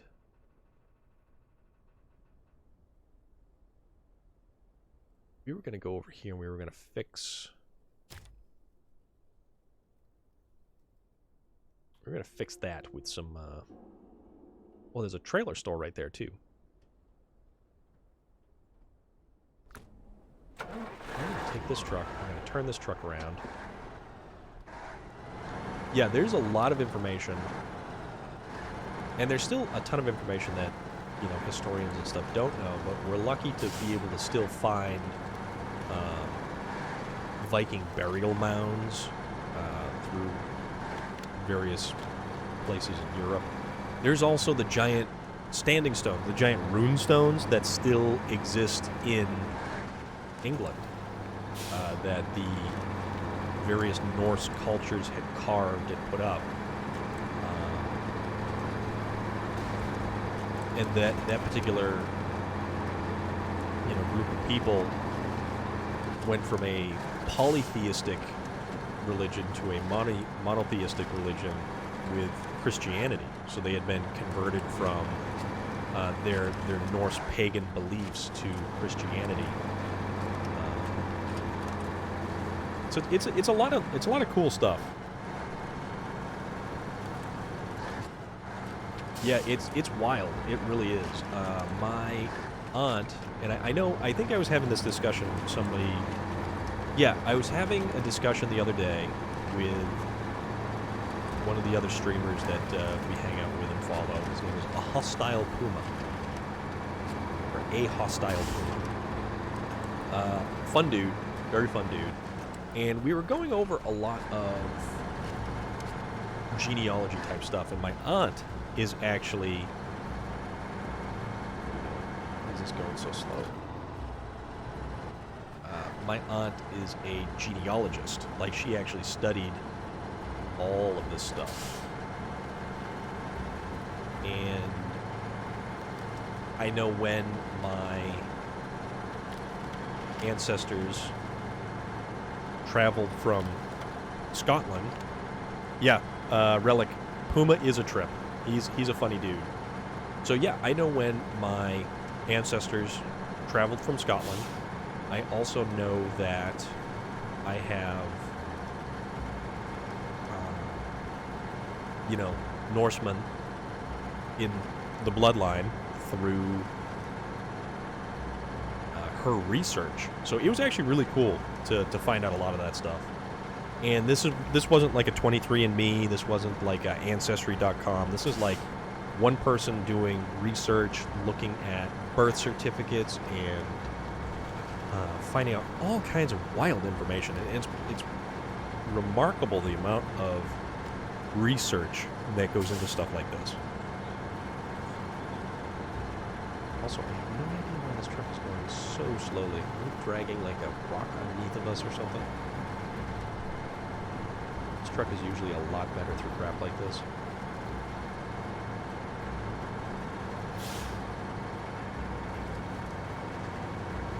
We're going to show some consumables. Not edibles, just consumables.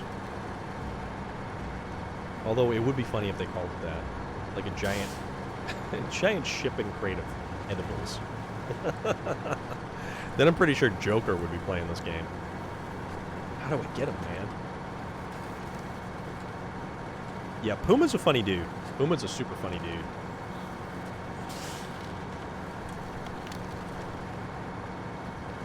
He certainly lives up to his screen name, that's for sure. Gets a little worked up at things. He was not having good luck the other night with, I think it was the Division 2 he was trying to download. And it was just not cooperating. It was not playing nice. It was not being friendly.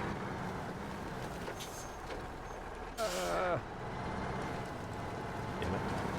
Turning gets a little bit weird there every now and again. This isn't a bad truck. I just feel like the Tega is too much like cheating at times. It makes things just way too easy. And I really think they tried to give the American trucks like a contender, like the Tega. Oh, right, Norman? Norman, you were there. You were there. We were both there. We were chatting back and forth. We were talking, and yeah, Puma was not having a good time when his game was not cooperating. Did he ever end up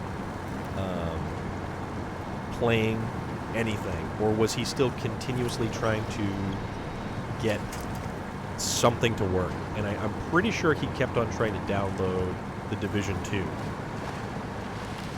And it stopped. So he tried to download the patch or the update like 8 different times.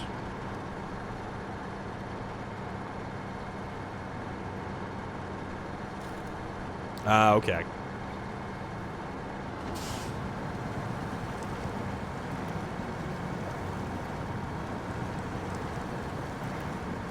Well, it's interesting, Sasquatch, because depending on the records that are kept and the records that you can find,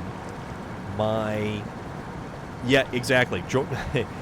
He forgot to close the division before he tried downloading and installing a patch which requires the game to be closed to do the update. So he kept on at it, wondering why he was bashing his head against the wall and it just wasn't cooperating. But yeah, Sasquatch, my aunt was able to discover through various records and everything else that she had descendants who had come across on the Mayflower. So there are actual records there. Trailer store. Let's go to the trailer store first. Trailer store it is. But yeah, you know, you're able to find stuff like that. I actually took a trip all the way out to western Pennsylvania to visit where my great-great-grandparents were from. So this is not my genetically blood-related aunt. So my uncle is related by blood. So my aunt, it's her family that had come across on the Mayflower.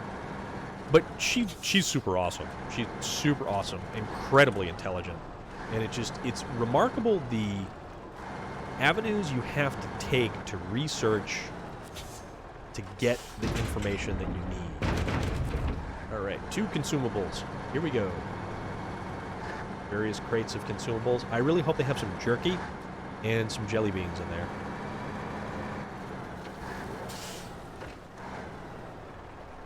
Oh, tree got in my way.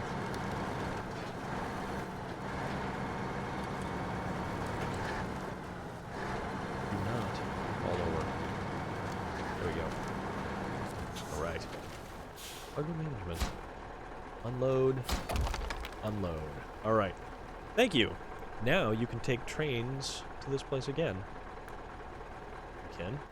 I don't think that really does anything.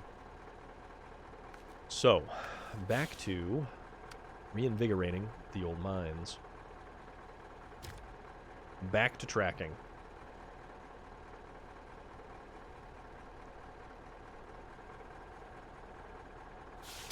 Thank you for the follow, Oru Vuv. An interesting name. Loader. How are you this evening? We are definitely trucking away.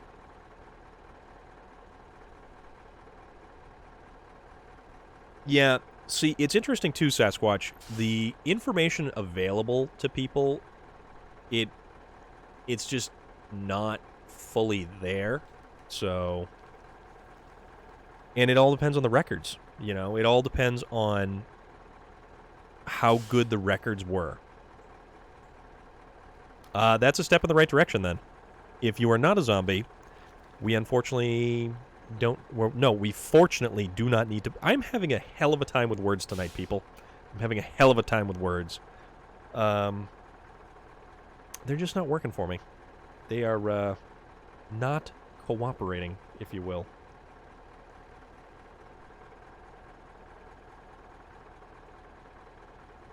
Words are hard tonight. So let's see. Let us keep going. So now we have the one truck over here, but we sort of want to... I don't want to get the bricks over here, which we need 8 more bricks, which is 1 more giant truckload of bricks. And I wonder... Oh, do I wonder? Perhaps we can somehow... Well, I mean... Words are hard, Norman. Words are so hard. Today, Junior.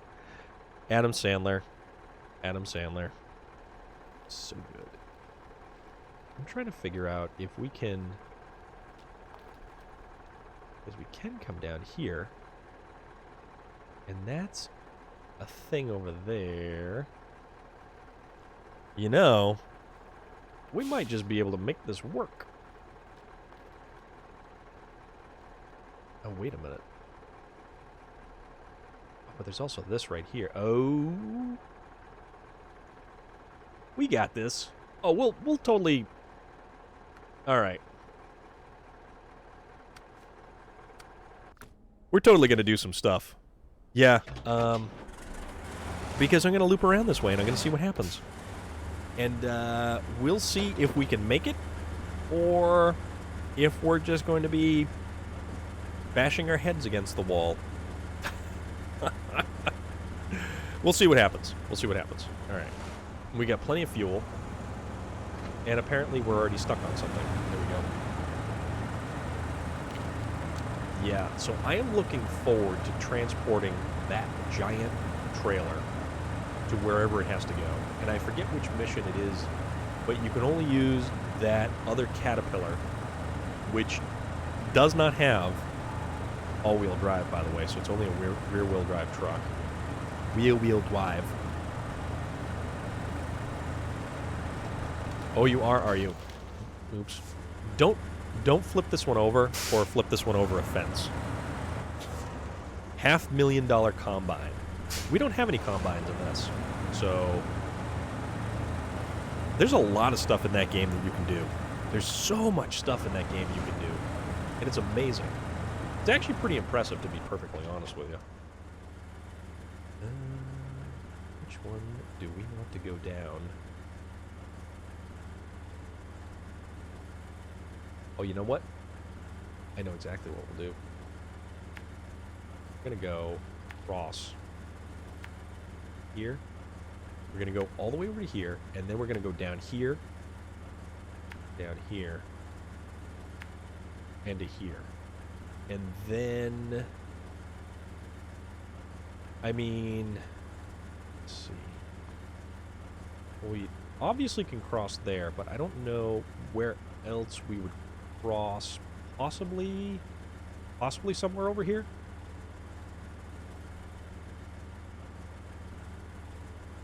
Because that would put us right here. Or up here. We can try it. We can go. Undead Mitkif. How is everyone? How are you all? Yeah. Music always adds an element that is good in stuff like this. Alright, so we are going to carry on. We are also going to turn our headlights on. Because, yeah, headlights help. The only thing I guess I question is the rocky environment over here, but you know what? Nothing ventured, nothing gained.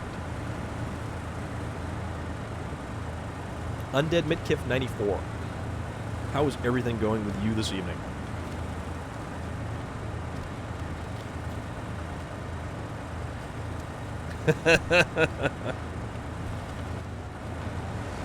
Yeah. Sasquatch, I'm the guinea pig, so I'm kind of okay with that. We're gonna wing it. We're gonna make sure this actually works and this actually happens. I am doing very well tonight.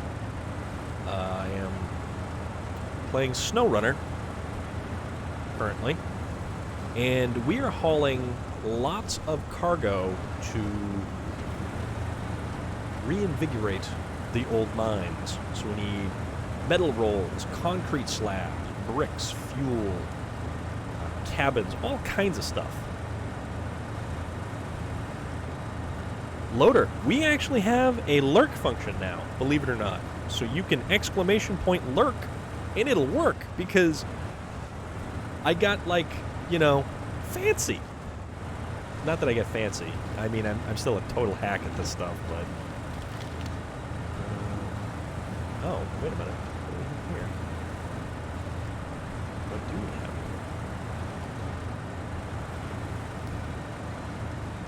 here? Is this more bricks?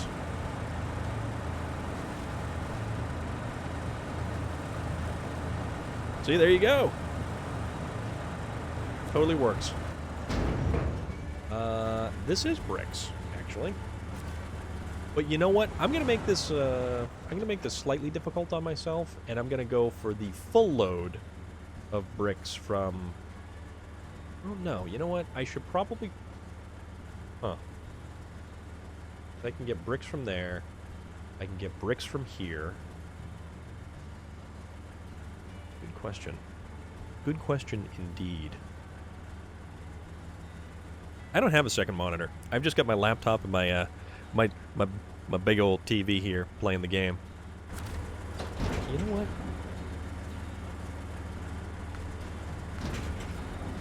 We're gonna So this is SnowRunner. This game is about exploring and then repairing the landscape environment, and then logistics. Transporting goods and cargo from various points on the map to various other points on the map. So right now, we are in the flooded foothills of Yukon, Canada. And the overarching goal of this map is to get a... Also, yes, Relic, we will be getting to that. This is true. So the overarching goal on our contract menu right here is to get all of these tasks complete. And in each one of these tasks, there's a whole bunch of things we need to do.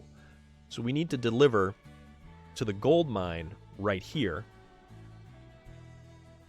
metal rolls, concrete slabs, fuel, bricks, and then make sure this cabin zone over here has 2 cabins. So there's various places where, like, we've got a cabin construction site.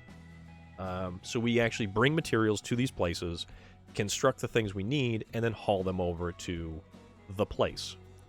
So when we complete all of those goals, our rewards are experience points, money, and then gold mining is started. So then we have other stuff that we have to accomplish. And when we finally accomplish all these things, there's also additional stuff like little minor tasks that don't really have any big effect on the overall thing that we have to accomplish for the map. Like, say that there is this abandoned trailer, which is probably somewhere. There's an abandoned trailer that's over here somewhere, and then we have to get it to another spot. It doesn't do too much, but it gets us money and stuff like that. And as you gain experience points, you unlock different trucks, you unlock different components for your trucks, and you buy a lot of crap like I do. And when I say you buy a lot of crap, you buy a lot of crap. And this game, for some reason, is not scrolling all the jaws all day. I love this shirt. This shirt is one of my favorite shirts. And I think I got it at, like, I think this is a Hot Topic shirt of all things. So I super like this shirt. This shirt is awesome. The other day it was the Friday the 13th t-shirt. So we're making the cool rounds. Not that I'm cool. It's the t-shirt that's cool. This is totally not cool. This is the cool part. So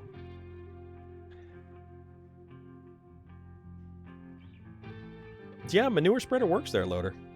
Thank you for, telling me that I have reminded you of needing to purchase a manure spreader. Well, thank you. I do appreciate that. I don't claim to be, and I certainly just kind of am here. This is the closest thing we have to a Mad Max war rig, and I love this truck. It's not the most effective in most instances, but it's so much fun. It is so much fun. Also, when we discuss things like truck darts, this big fella right here, nope, this way. This big fella right here, that's the Western Star 6900 twin steer. This is the most effective truck dart that we have determined.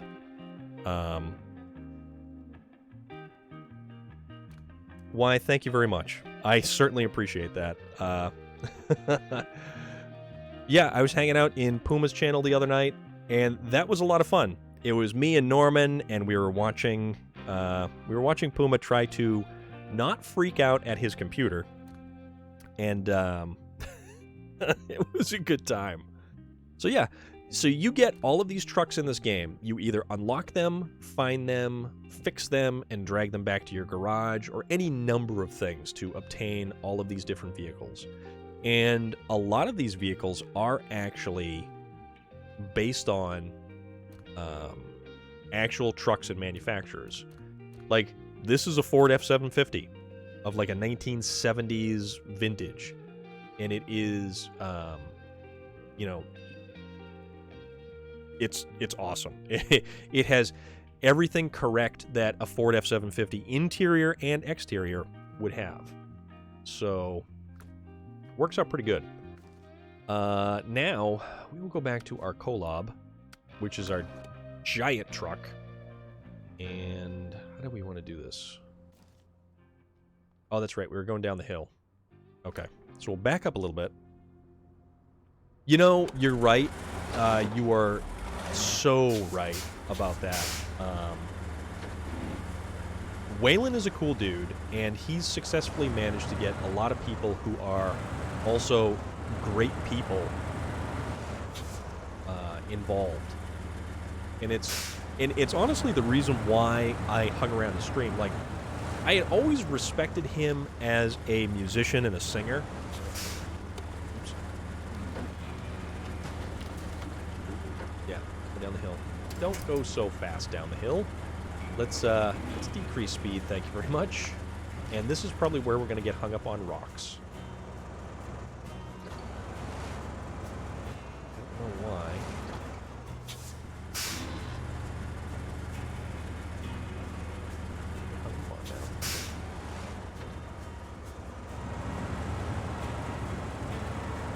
Yeah, so, you know, everyone from Waylon's stream is, like, pretty damn awesome.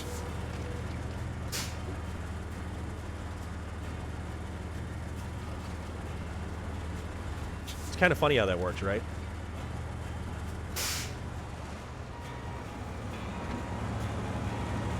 Yeah, hopefully. Maybe in for here. So this might not have worked out as well as we wanted it to. Oh boy. Oops. I screwed the pooch on this one.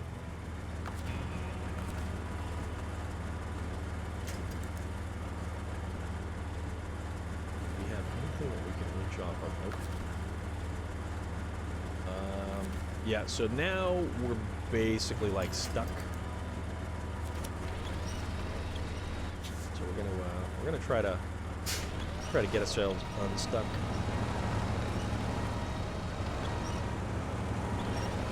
Oh yeah, there we go. There we go. There we go. There we go. Oh no, this is a thing that happens a lot in this game, and it is expected.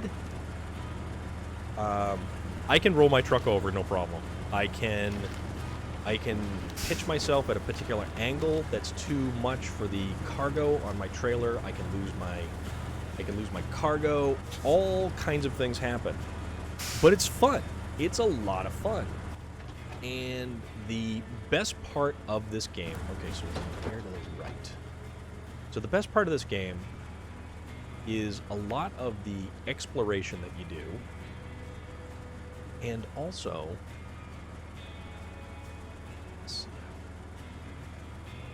I'm going to try to, I'm going to try to clear, if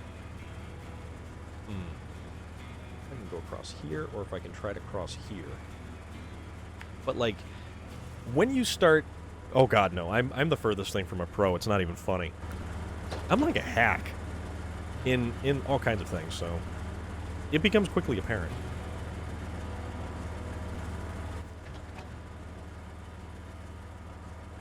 to the right. But I'm a fun hack. Also, Waylon, for whatever reason, seems to enjoy the sound of my voice. And he's the singer, which is what I don't understand. Oh, it's so funny.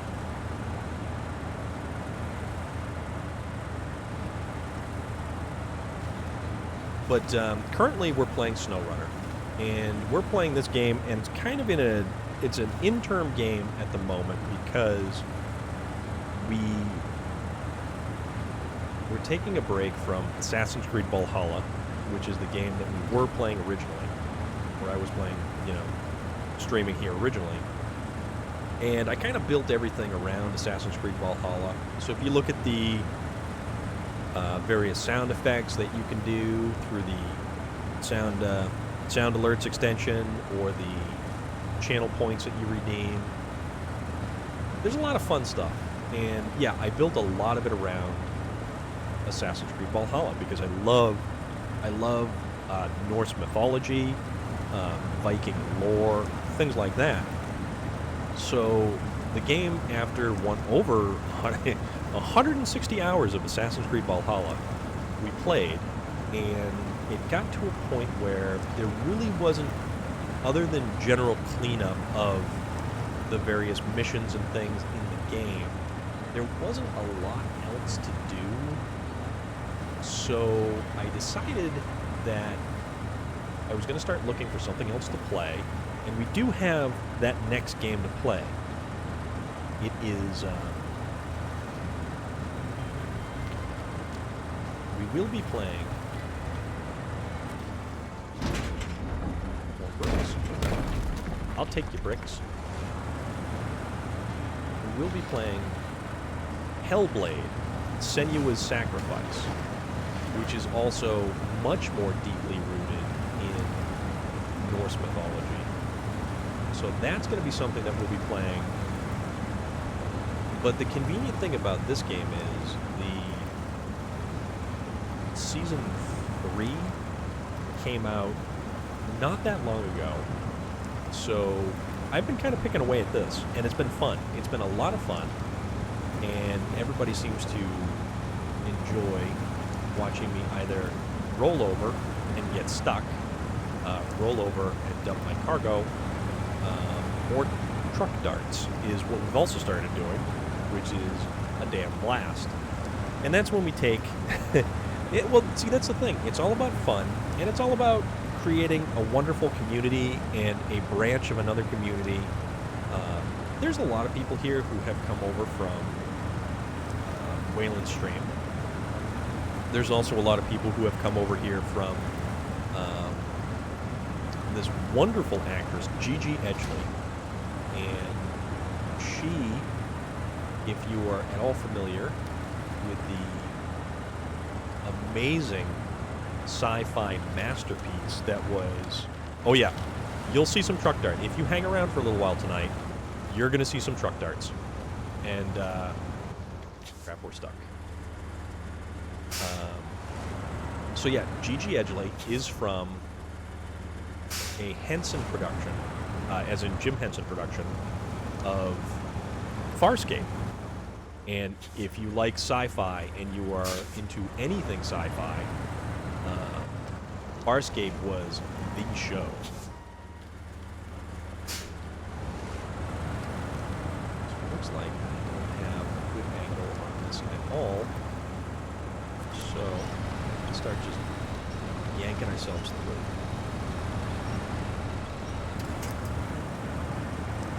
Yeah, truck darts is a lot of fun, and it's ridiculous.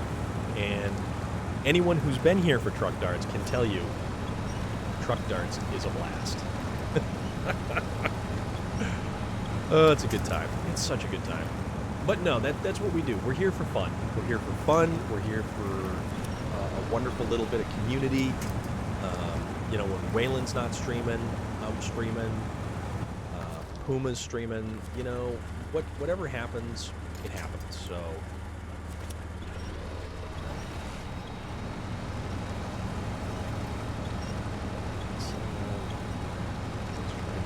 stuck here because I think I've managed to get...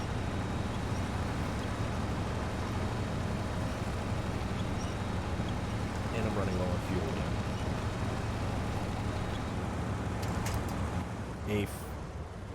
A 50-foot wide path. Oh yeah, General Norman, you've seen truck darts. You know what truck darts is all about.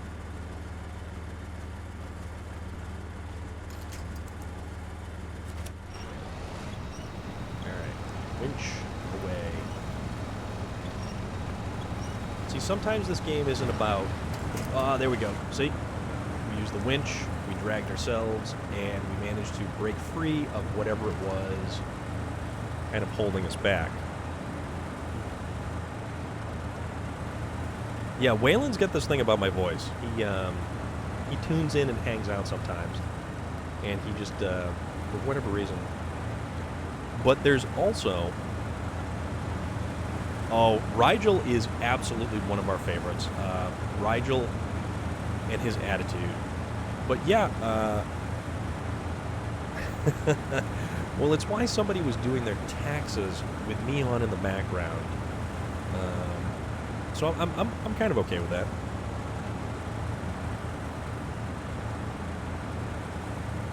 Waylon seemed to think that I should be on like Sirius XM or something. I'm not so sure about that, but I'll take the small victories. Bricks, so I need more bricks. We're just gonna keep harvesting these bricks and taking bricks from people's houses as they're not home. So they're okay. So maybe they are home. Maybe they're right over there in that house with the lights on. And then you know what we're gonna do? We're gonna steal the bricks from this house, and there they go.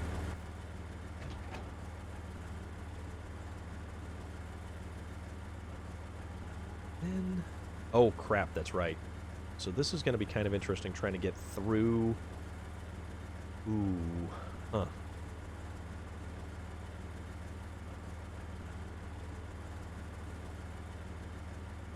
Alright, so here, here, here, and then we gotta somehow get it over to here. That's gonna be the idea.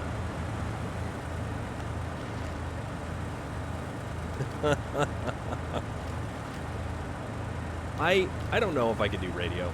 I mean, I could just babble on endlessly. But the thing is, here, I get to talk to everybody. I get to hang out, and... yeah, that's... They're in there somewhere. They are in there somewhere. I love my Trailblazer. Oh, I love my Trailblazer. The thing's a blast. But, well, Relic, we also did and actually, a Hostile Puma had played the entirety of the reading I did of The Raven. So, Vlad's a good guy. Vlad is a very funny dude. And every now and again, he pops in. And he is like... Vlad is like the... We've got 21 liters of fuel left. I'm going to try to pop this thing up on this rock here. There we go. Vlad is like the gifted subscription provider. And anytime he's around, he starts making it into a party.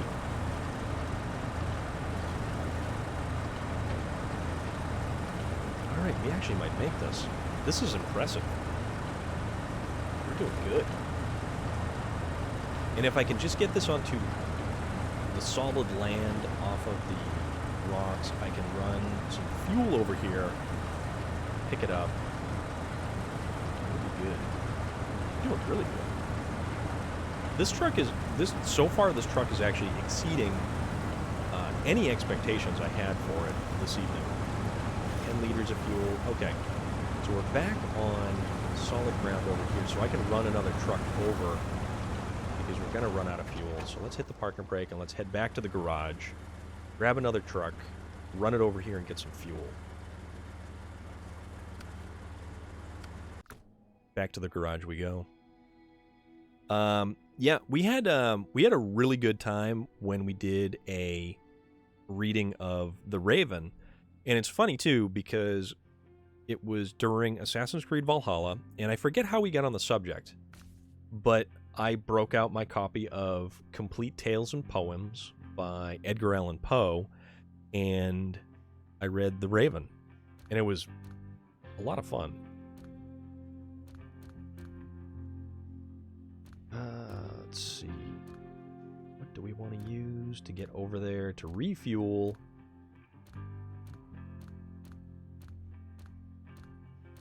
Let's do something fun. Something we don't usually...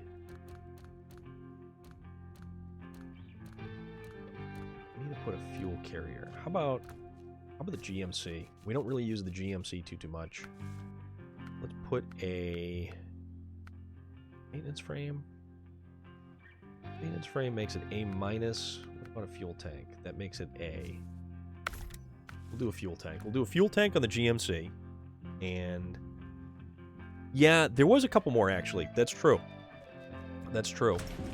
It was a lot of fun. I definitely enjoy doing that. And you know what? Let's make it morning again. Because the dark in here, it's not bad if we're under the Aurora Borealis, but it's far better if we're in the daylight. So we're going to use the GMC 9500, and we're going to send out some fuel to go top off our very thirsty Kolob. And we've been pretty lucky where it hasn't popped a tire, it hasn't done anything ridiculous like that yet. I also like the little flapper caps on the ends of the exhaust stacks that just go ding ding ding ding ding ding ding ding, and just gun the throttle. The GMC 9500 was actually the second truck you get in the game, and it only starts life as a two-wheel drive truck. Oh, right, Sasquatch? Absolutely, 100%. Favorite exhaust. It's just something about the way that it's like a fidget spinner almost. Like a fidget spinner for adults.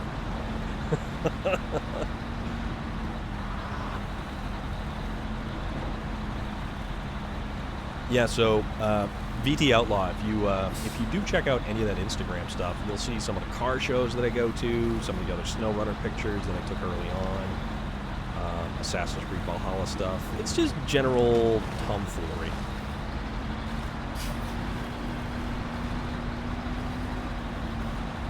I like to do a variety of things. Keeps it interesting. I mean, not that we can really do much of anything at the moment because the world took a dump.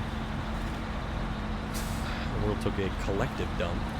And, you know, that's another reason why I'm here. Because, other than the fact that there's really nothing else to do, although car show season is almost upon us. we do discuss food quite a bit on this channel. I did do... Oh crap, oh crap, oh crap.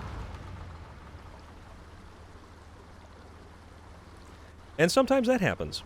Yeah, actually, we did a dramatic reading of some of the items on a Domino's menu. These are the things that happen on the channel. So, we can either... You know what? Oh, God. I'm right there, too. Are you kidding me? I can see the truck in the distance.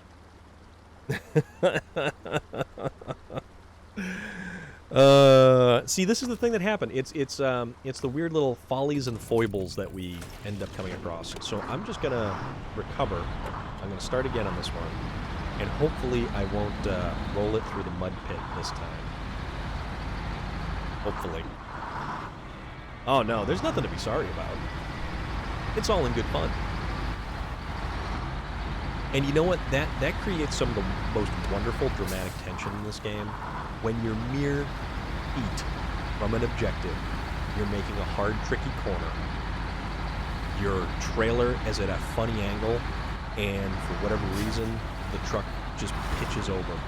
You didn't notice a rock, or you hook a rut or something. The truck goes over, you lose the cargo, and you're sitting there. Well, that's the thing, exactly. Moya Surfer Dude has it down 100%. If you can look at it and laugh, it's great. And, you know, say I was going along and I was, instead of as close to the objective as, or I was further from the objective, if I wasn't this close to the garage, if I was in the middle of nowhere, there was no other trucks in the area that I could recover to, and the truck, you know, you hook a rut the wrong way, and you dump over on your side, and you lose the cargo mere feet from where you're trying to get to, you learn from it, or you attempt to anyway. So you go back and you try again, and you either bring another truck out there to pull something over on its side, you bring a crane truck to lift the cargo back on the trailer. It's fun. It's a lot of fun. And this game, so here's the thing. This game, it is very open world. Like, here. This is one of the smaller maps, so this map isn't, like, super gigantic. But if I wanted to, I could drive over any inch of this map if I could get there with one of the vehicles. And it is a gorgeous game. This is almost one of the more plain maps, but the big thing is the mud, the water, the different graphics of the trees, and all of the stuff that we're driving through, driving around, trying to make our way through. And it's a lot of fun. It's a lot of fun. And I compared, even though this is driving around on trucks, this game, it still reminds me of something like Red Dead Redemption 2, where, yeah, you're an outlaw on horseback robbing banks in the Old West, or whatever it is you decide that you want to do. It's fun. It's so much fun. Okay, so now let us refuel from the fuel tank to the Collab. Now we've refueled the truck, and we just got to get the GMC out of the way.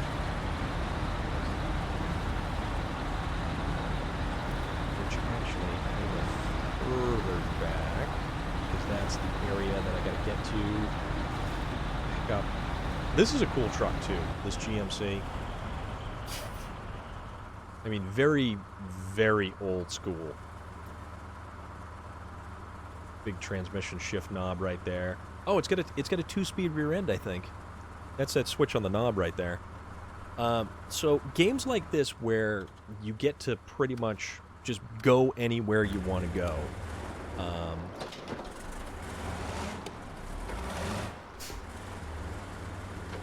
You know, Assassin's Creed Valhalla, I could go from Norway to England to Finland. I could wander the map. I could just simply walk around and exist in that world. And it was nothing short of amazing, and I enjoyed every second of it. And it is... Assassin's Creed Valhalla is one of the most beautiful video games I've ever had the pleasure of playing. It is gorgeous, but it's also a Viking video game, so it's very brutal as well. So while I can appreciate the incredible vistas and views, yeah, it's so worth it. So while I can appreciate the beautiful vistas and views of Assassin's Creed Valhalla, I'm also decapitating dudes with an axe. So, alright. Wait a minute. Hold on a second. You know what I just realized? Okay, so this has infinite bricks there. Sasquatch, 100%. I do need...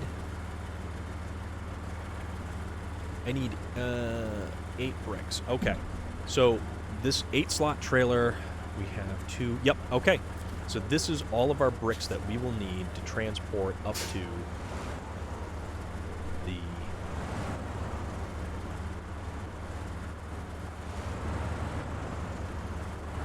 gold mining facility. Let's see if we can't spin around and just sort of make this work. And I think we're going to, actually. Look at that. Look at me. I almost looks like, you know, it knows what I'm doing.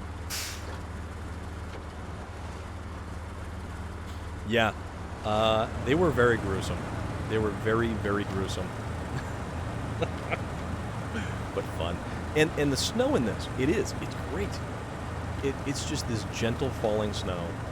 And one of the things I always enjoyed, and being from New England, Massachusetts here, is that I could go out in the middle of the night during a big, heavy snowstorm. I could roll the window down and drive real slow and maybe come to a stop at a stop sign or a stoplight, and you could hear the snow falling all around you and hitting the ground, and just that really faint crackling noise of the snow just touching down. And you're in the middle of the night. It's dark outside. Your headlights are the only thing that cuts through. And you can just kind of exist in the moment. And it's awesome. It's really awesome.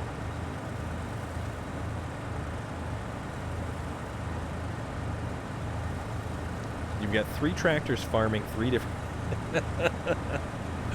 Does it tell you what you're farming? Like, are you doing corn and like sweet peppers and potatoes, or what? How's it set that up?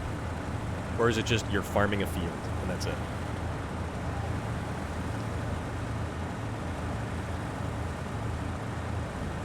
And we are hitting the 2.5-hour mark, so it is amazing how much time that you lose simply taking the truck and going from point A to point B, getting cargo, and then heading back to a different location.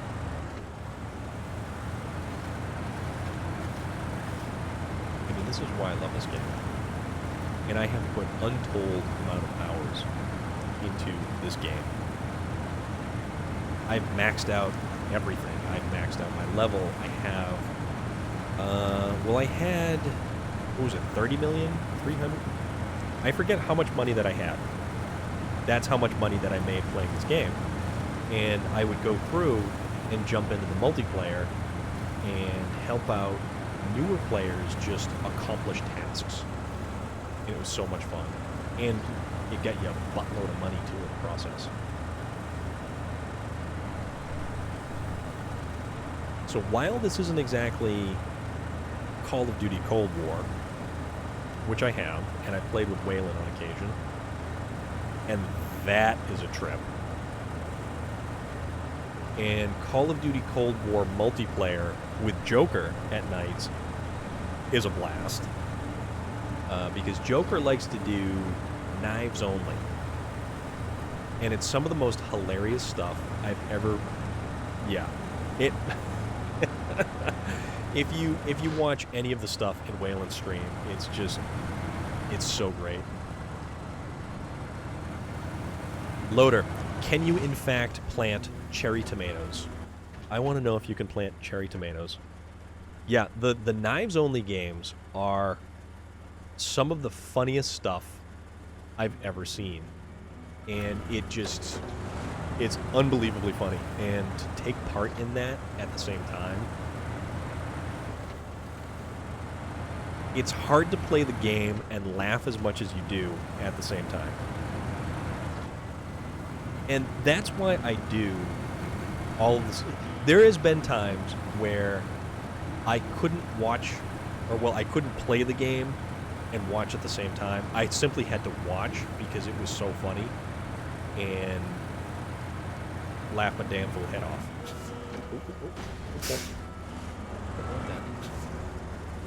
And it got to a point where, yeah, I just had to sit back and I had to watch the antics unfold. And it's fun. It's a lot of fun. And that is what we do, all the stuff that we do. Just for fun, you know?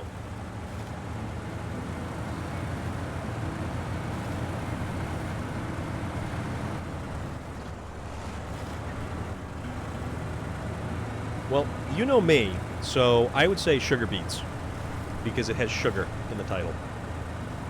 But that's just my suggestion. If you could plant Willy Wonka's gobstoppers, I'd say do that. It's an everlasting gobstopper. Quick question for everyone. The original Willy Wonka or the newer Willy Wonka with Johnny Depp?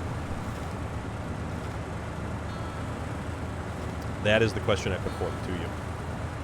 I know I've been slacking on the questions for tonight. Just I've been so into this that it's been great. Yeah, see? I knew you guys would say the original.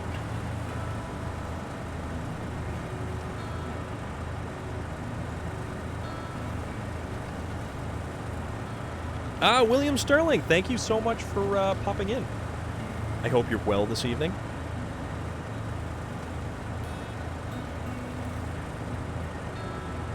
Well, now you're just getting technical, Loader.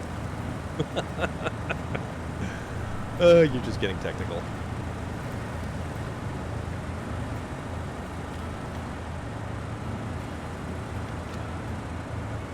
Yeah, it was a really, really bizarre movie. And not nearly as good as the original. So also, now that brings up another question.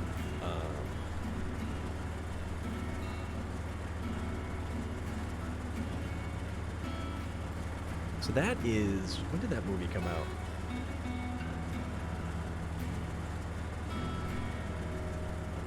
So Willy Wonka and the Chocolate Factory came out in 1971.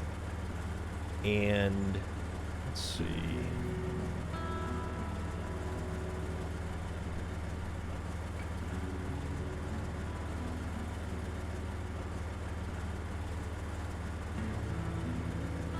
Man. 1971. It always makes me think of just... It seems crazy, you know? But... Oh, sugar beets. Now you're making me think of sugar again.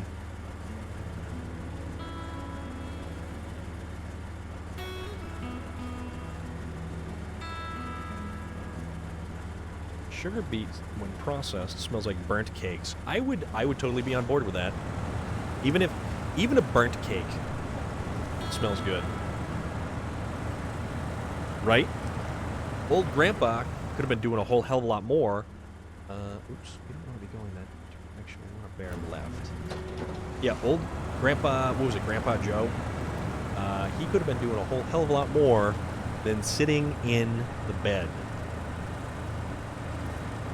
So while still continuing with our Charlie and the Chocolate Factory line of logic, what's everybody's favorite cake?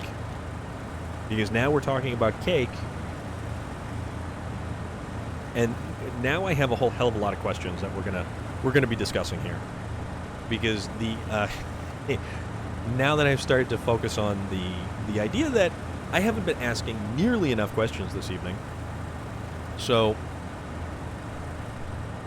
I love cake. And when growing up, my aunt, who is, I think it was my aunt, my mom's sister, she used to make an angel food cake with Cool Whip frosting. with strawberries. That used to be one of my favorites. Oh. Coconut pecan frosting sounds incredible. German chocolate cake. Oh yeah. That makes my blood sing right there. I'm not gonna lie to you. Carrot cake is also fantastic.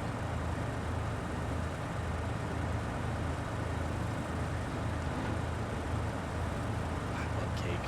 God damn it, I love cake. Yes, favorite cake. What is your favorite cake?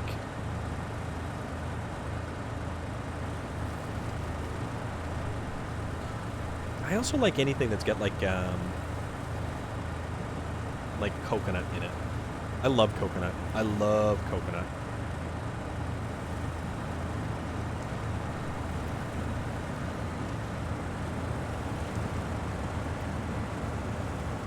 And like coconut in a coconut that's added to like General Norman. Oh, Sasquatch, you guys. Oh, you guys. You know how to push all the buttons. I don't have any snacks handy,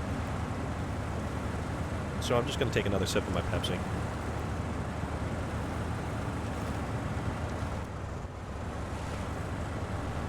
Ah, that was good.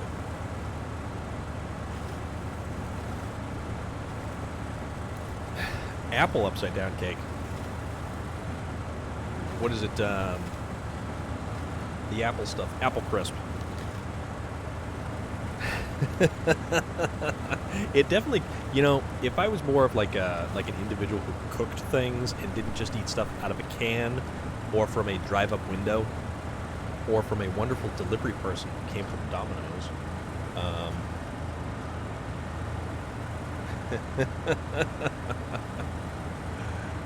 yeah. If I cooked more things, I would probably make cake all the time, and I would be just diabetic.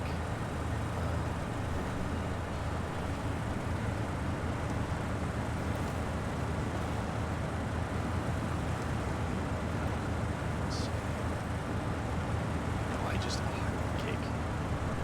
But I'm a big fan of like crab cakes is also good.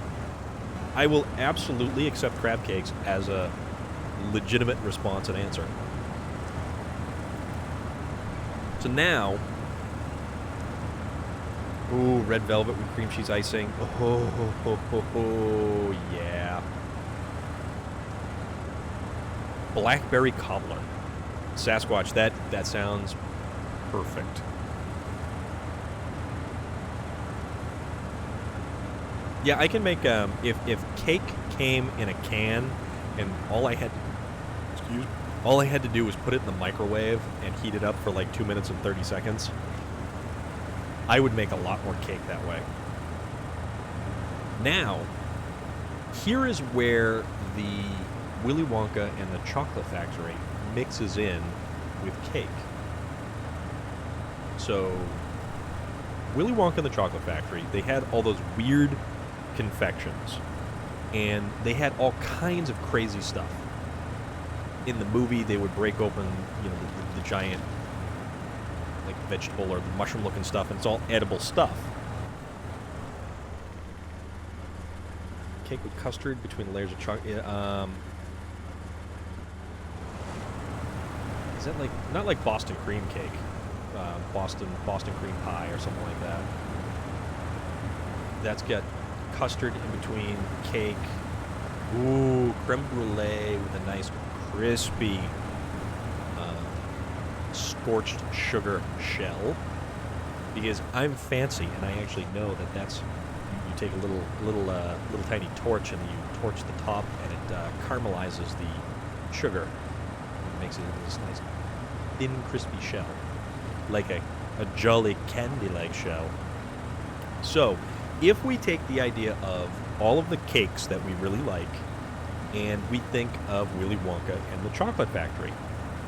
Now, if there is a particular item that you think should look like one thing, but then have something completely different on the inside, Like, you have an apple that when you bite into it is banana cream pie. Or if you take a giant bowling ball and you crack it open, it's coconut custard on the inside. That is my question. What one item would you want to look like one thing and be another? Brownie with vanilla ice cream.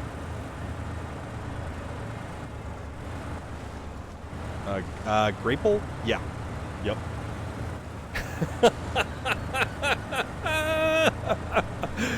William Sterling, right out of the gate. Roasted Oompa Loompa on a stick.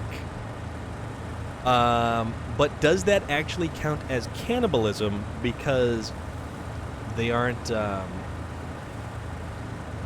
are they technically Homo erectus or Homo sapien? No, Homo sapien. What genus, phylum, and species is an Oompa Loompa, and does it count as cannibalism? Which I guess is completely getting off trail of where we were going with things that one might find in Willy Wonka's chocolate factory. But yes, this is our question, and hold on.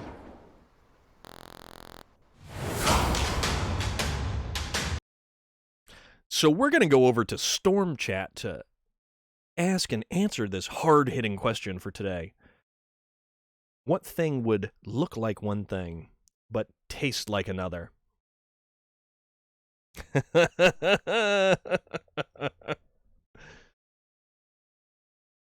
So, Relic, how do you exactly know that?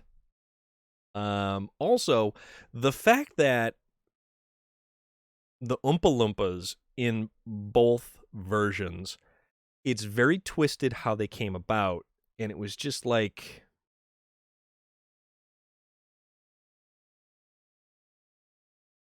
Well, he kind of does. Willy Wonka was pretty damn twisted, and all of the torturous things he did, yeah, okay, fine. They were rotten children, but he he had some really weird stuff.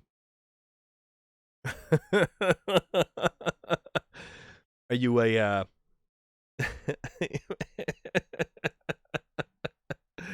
Yeah, there's certainly stuff that happened, that's for sure. Yeah. Augustus Gloop. Kush King 1974. Thank you very much for the follow. You've caught us at Storm Chat, where we're asking the hard-hitting questions. Willy Wonka's Chocolate Factory. He invented all kinds of weird stuff. So if you were to have one item that tasted like another item, what would it be? Whether it would be like a bushel of, or a whole grapevine. And they look like grapes. But they were instead gumballs. And those gumballs tasted like watermelon. Right? Candy is dandy, but liquor is quicker. Exactly. So that is our weird question of the day, okay? I think the golden eggs were chocolate. I believe the golden eggs were chocolate. I think. But you know what? With him, you never know, and they could be just something else entirely. Cherry tomatoes that taste like what? What do they taste like? Oh, peas that taste like bacon.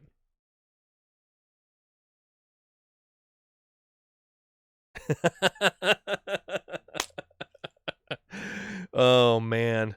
But, or the giant Mario-looking mushroom that they had, and the white spots on the mushroom, they were shoveling out like all kinds of whipped cream and stuff like that. I mean, it was just...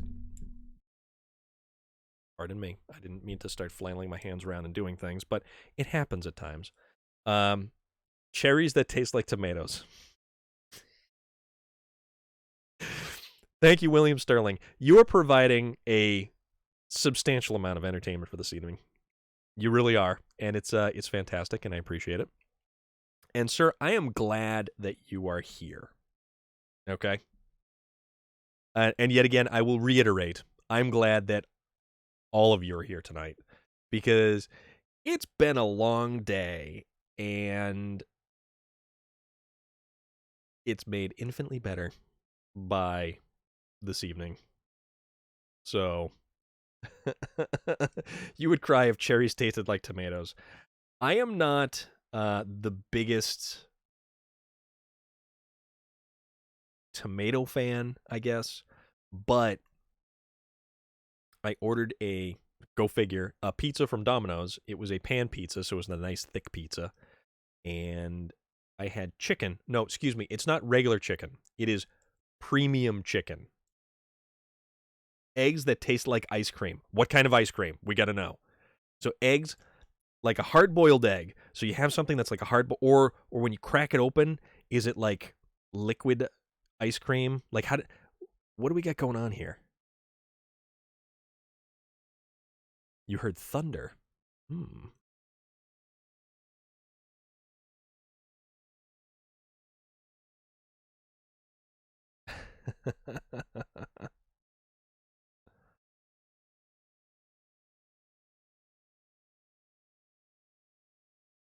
So eggs that taste like strawberry ice cream.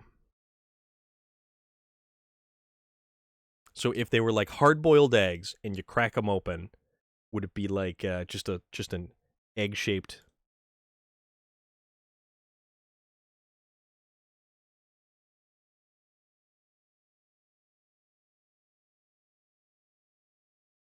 You know, I'm not entirely certain, William. That's a different, yeah. That's kind of wild. But on that note, we'll keep discussing these weird food items and head back to...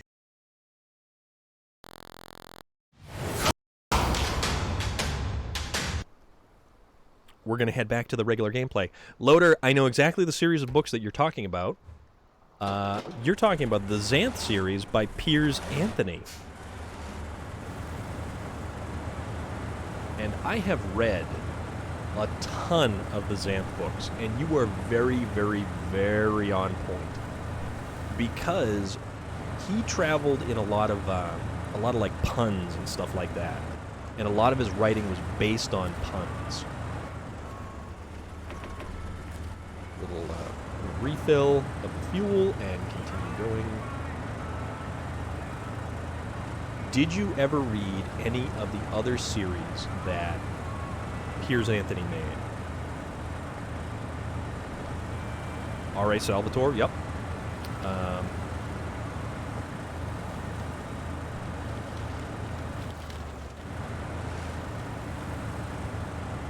How about Piers Anthony, who did the Split Infinity series, and then there was...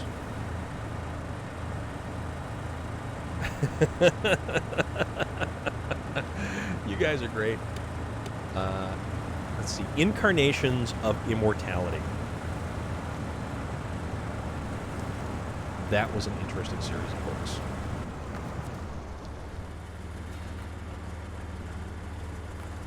Oh, no, we didn't. Yeah.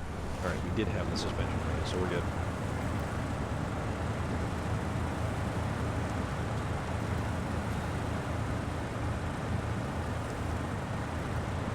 What are we at? We're almost to the 3-hour mark. I'll tell you what, we're going to go a little bit further, and then we are going to engage in some truck darts. And we're going to have a lot of fun with truck darts tonight. I got something cool lined up for you guys.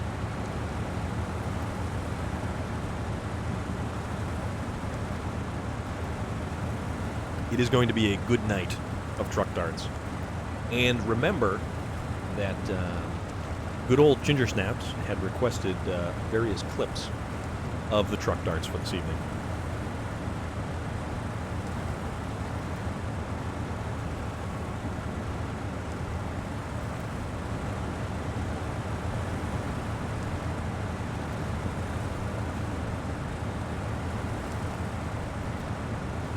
Yes, you do.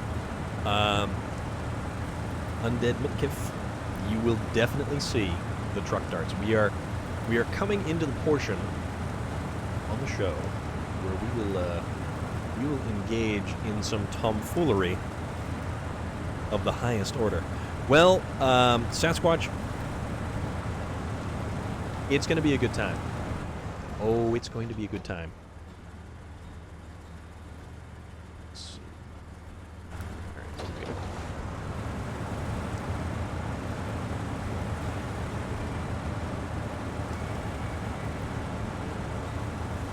Raisin cookies are not evil. Oatmeal raisin cookies are fantastic. Moya Surfer Dude, because you are the furthest in the future right now, I need you to tell me if it is getting too late, because if it is getting too late for you, and I want you here for the truck darts, because I know how much you enjoyed the truck darts the last time. So just let me know if our timetable needs to be accelerated. just arbitrarily declaring that I need to roll over. I mean, it just passed the 8 o'clock hour for us here. I am in the Eastern Standard Time on the East Coast of the United States, in the New England area, Massachusetts, home of Henry David Thoreau, Ralph Waldo Emerson, Louisa May Alcott, Concord, Massachusetts, Lexington, Massachusetts. So, Undead Mitkiff, you would be on the West Coast?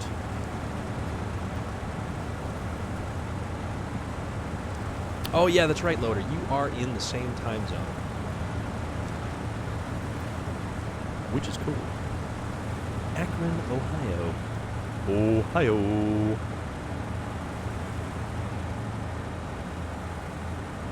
Let's pop this bad boy up into high gear. Put it in high gear and it doesn't go any faster. Alright, that's fine. California. Oops, crap. Oh, that's why. Not paying attention, I clip a barrier. See? Those are the things that happen. Godzilla. Go, go, Godzilla.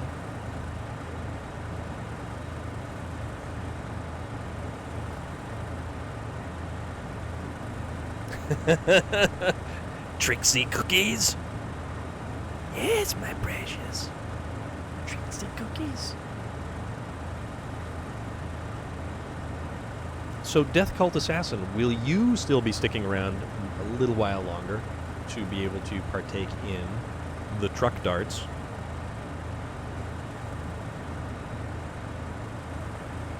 Because I'm in a pretty good spot.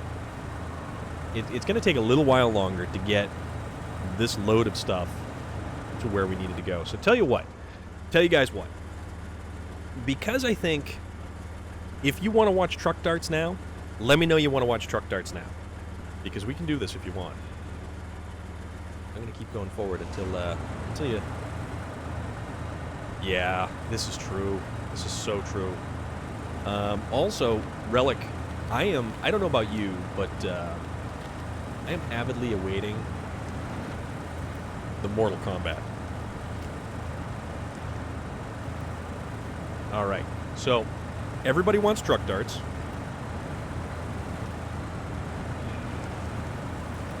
So you guys are going to get some truck darts.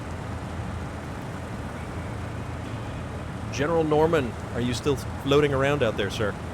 Because I want to make sure that you also are able to witness the awesomeness that is truck darts.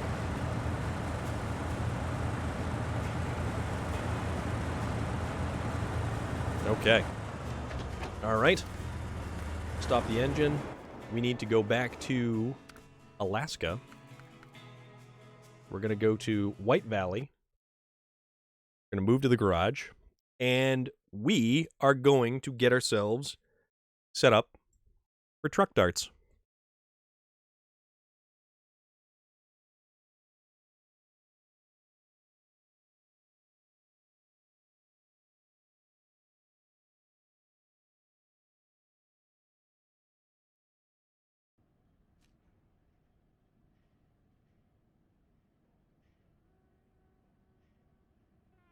I can't wait for the new Mortal Kombat. And I think my brother is getting Mortal Kombat, not Mortal, HBO Max, so to be able to watch. Oh, yeah, dude, that is so awesome. That is so awesome.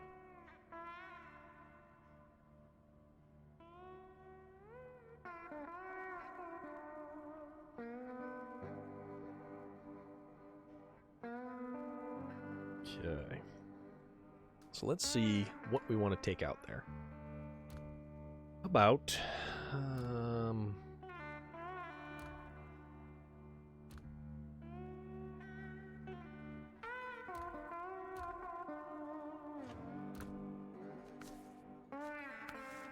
going to put the high-range transmission in this guy here. Just because we're going to... Also, I don't know why it popped into first-person mode. Okay. Well, this is also kind of a quick truck, too, so it's kind of...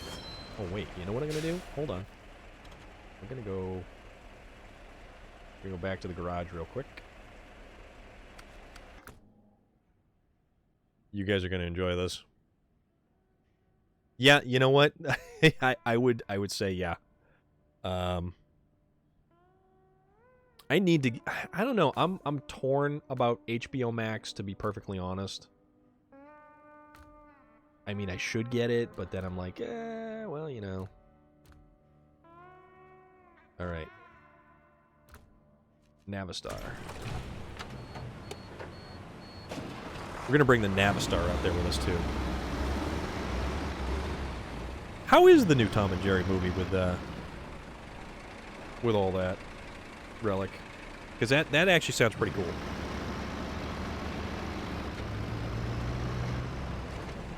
Alright, so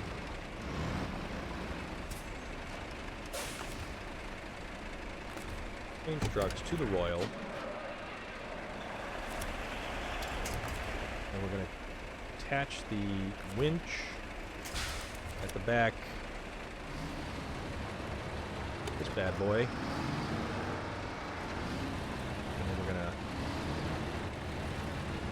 Bring them all along. It's going to be one big party. That's what we're going to do. I don't think we... Did we actually launch the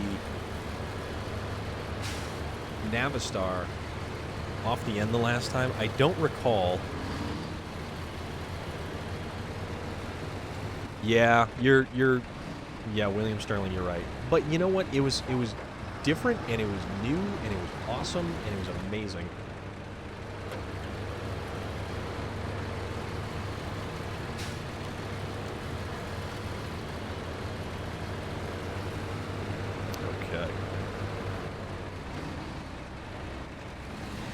That's true, yeah. When was the last time everyone went to the movie theater? The last time I went to the movies was about a year ago, and I think it was in February, because I remember watching Deadshot with Vin Diesel. And I actually really enjoyed that in the movie theater. There was basically nobody else in the movie theater at the time. Oh, damn. Oh, stop that. Yeah, there was nobody else in the movie theater at the time because things were starting to get a little bit on the weird side. Okay, so because it is dark, let's advance the timetable. Skip time to the afternoon. Okay. All right, so here's what we have lined up for everybody right now, okay? We have a whole Skittles bag of Twin Steers right now, okay? So we've got red, yellow, green, blue, orange, and like a pinkish fuchsia color, okay? Right? Right? See, I'm doing you guys right tonight, okay? I spent the time, I bought all of these trucks, okay? Bought each one of these trucks and set them up identically, okay? each one of these trucks is set up. They all have. Let me get rid of.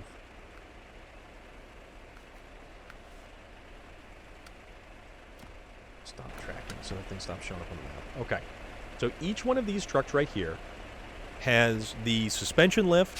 They have the biggest tires. They're all running mud tires. They all have the same front bumpers. They all have the same exhaust stacks. They have the same engine. And they all have highway transmissions. And I put the four-wheel drive units in there. I don't know why, but I just figured just in case. So each one of these trucks is identically prepared. And we're going to play some truck darts. And we're going to start it off with this here Royal BM17.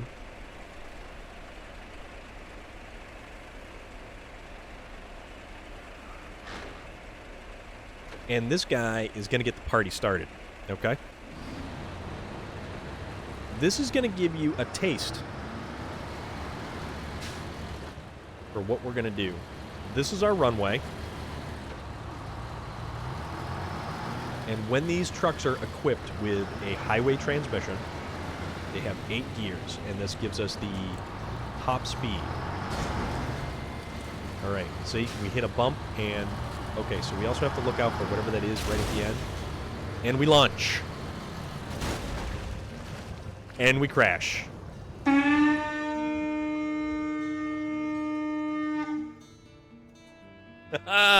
William Sterling, thank you very much. So, this truck went for it and did pretty damn good. Okay. Oh, man, Sasquatch, buddy. Tell you what, because you've seen the other stuff, let's send a Navistar downrange. Okay? Let's see what the Navistar does, because we haven't sent this guy down. And we can barely see behind us because the Navistar pukes out so much diesel smoke. It's kind of crazy. Let's try to get this thing oriented in a sort of straight line. We have to hug to the right, but we can't go too far because there's a little light that sort of pokes its ugly little head up right on the corner there. So we gotta sort of shoot for it and go and crash. So the Navistar did okay. I thought the Navistar would do better because that thing actually hauls pretty darn good. So now, let's see, which... Alright, we'll start on the far end. So this one is the... Okay.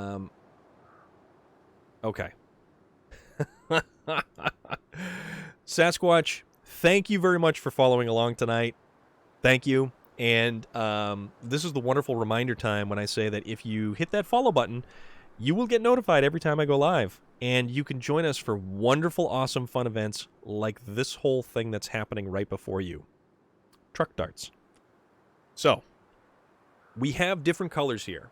And I don't know how similar they're going to do or how different they're all going to do. See, Undead Midkiff, this is what we do. We have fun. And we do stupid stuff like this because it's hysterical. So, the Navistar 5000 I got for a... thank you very much for the follow. Super appreciate that. That was my pre-order bonus. And if you have... I believe if you still have the console, you can actually buy the Navistar in the PlayStation Store or like the Xbox Store, and you can get it... I think it's only like $2 or something like that. It's really, really inexpensive. But I pre-ordered from Best Buy. They sent me a separate code, and it allowed me to get the Navistar for for free for pre-ordering. So that was pretty awesome. Now, we have 6 trucks here. We've got 6 colors. Who wants to take a color? Who thinks what color truck is going to go furthest? They're all lined up at approximately the same start. They've got all the same running gear. Yeah, I think it might be unavailable on the PC. I'm not 100% sure, but I don't know. I'm not 100% sure because I'm playing on the console. So I am on the PlayStation, and I am still able to get it through the PlayStation Store. So Loader says red. Undead Mitkiff says pink. Moya Surfer Dude says blue. William Sterling says yellow. Anybody else want to throw down?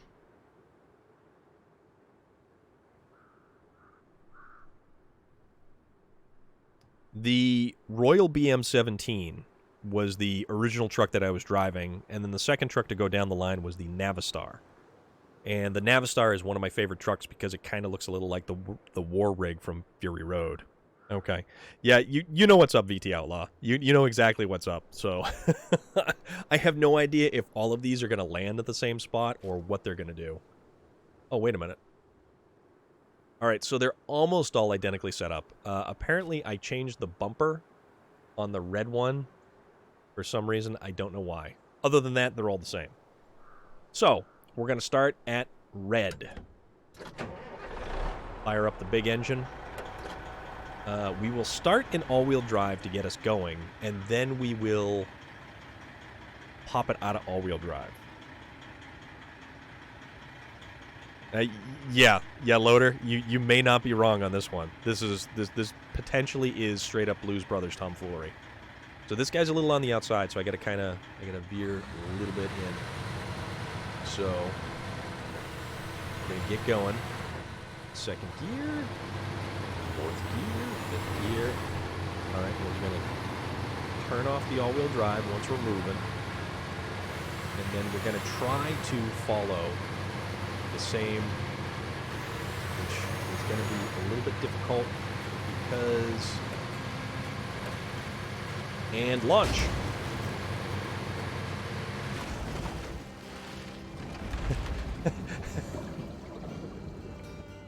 Okay!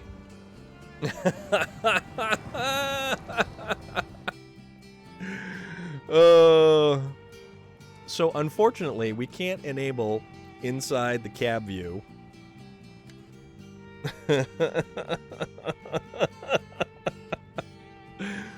Okay, so that was red. Red went first. Now, let's get to...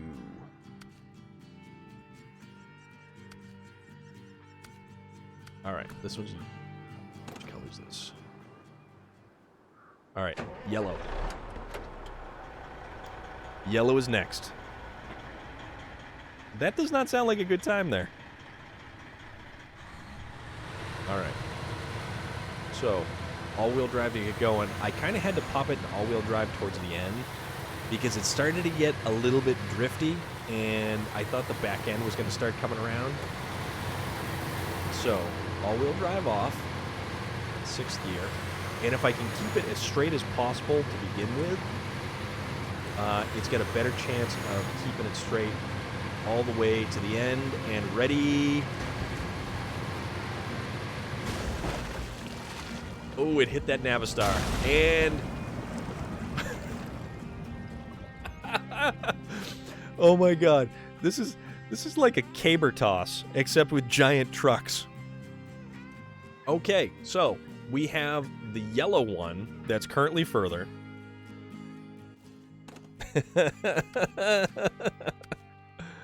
All right.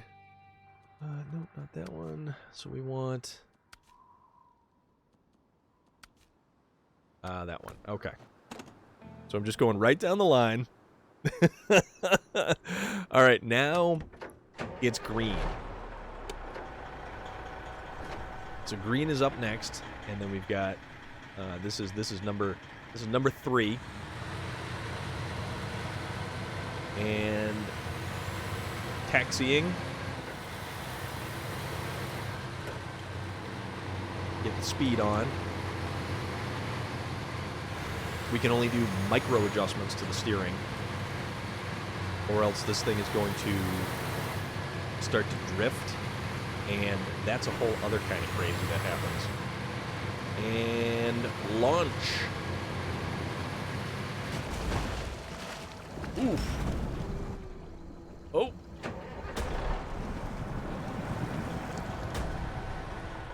All right.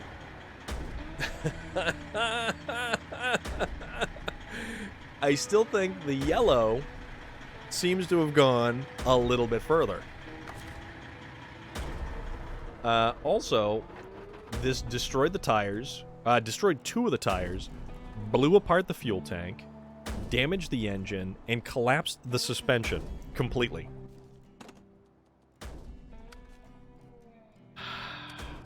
Next victim up on the chopping block is blue.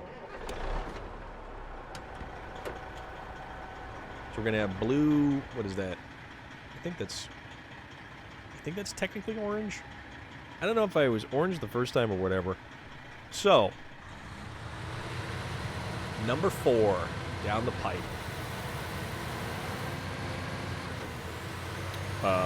This is blue.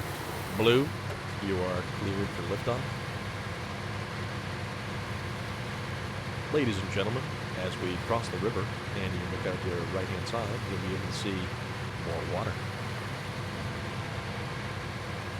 Be ascending to an altitude of 10,000 feet. Oh, you know what? I see what I did. I see what happened. Wow, Relic, that's crazy.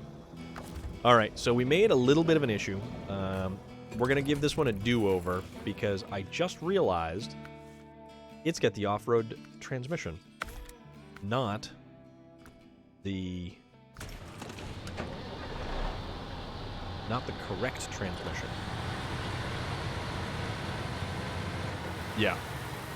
Yeah, I totally noticed that when the truck was not getting up to speed. So we're gonna have a do-over for blue here.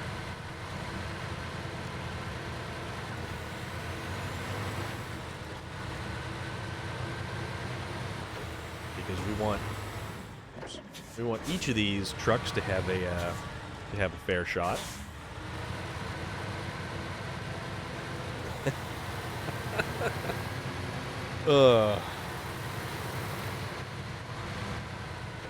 Yeah, Relic, that's not exactly the best thing to happen in front of a preschool, man. Jesus. Kind of terrifying.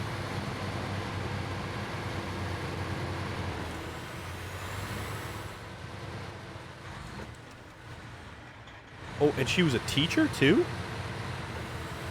Holy crap, dude.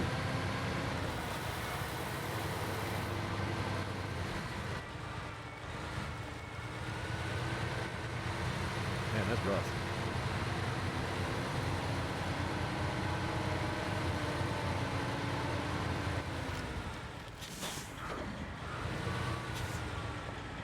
Alright. Blue, get yourself to the airfield. Get in the queue.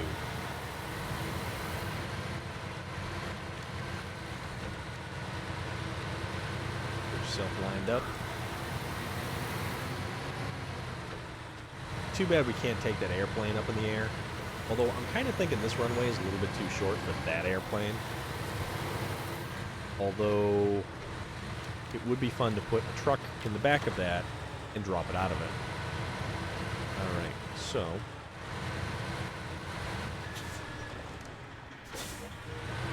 blue lining up for attempt number 2 with the correct running gear. And ready for launch. Directly into the setting sun.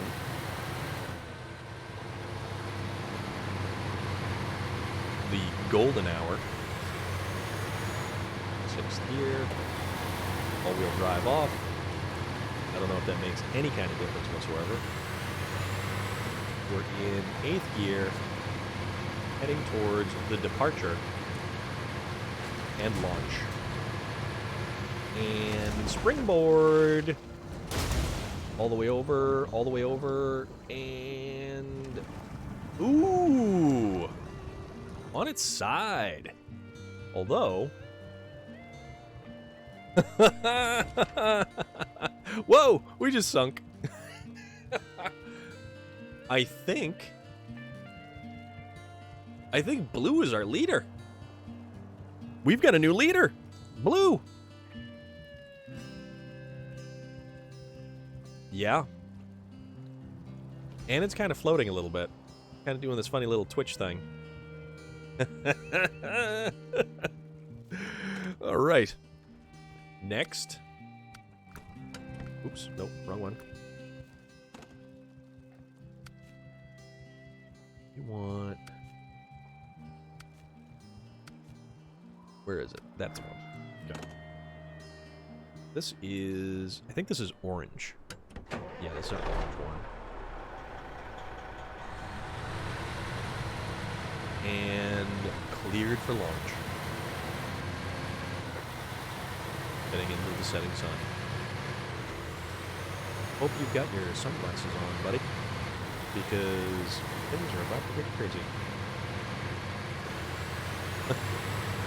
Aw, it's all good, man. I mean, reality does happen. And it's unfortunate, but... Okay, and liftoff.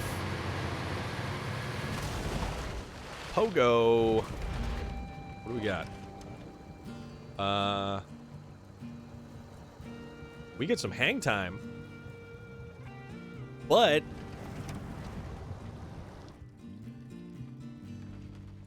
Orange by a nose.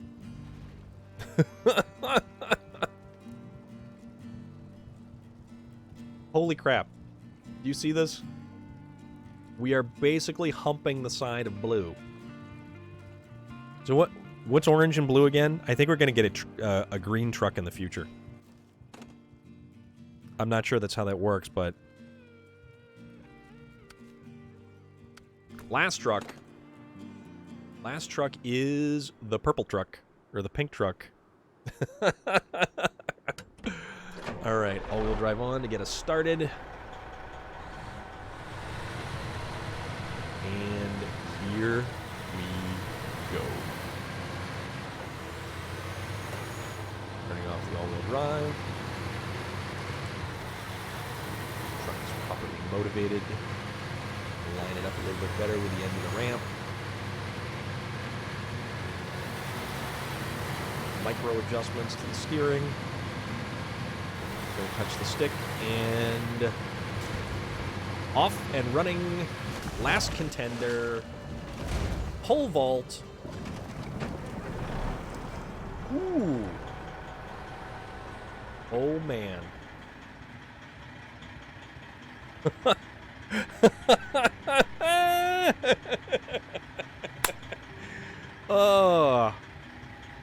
Okay.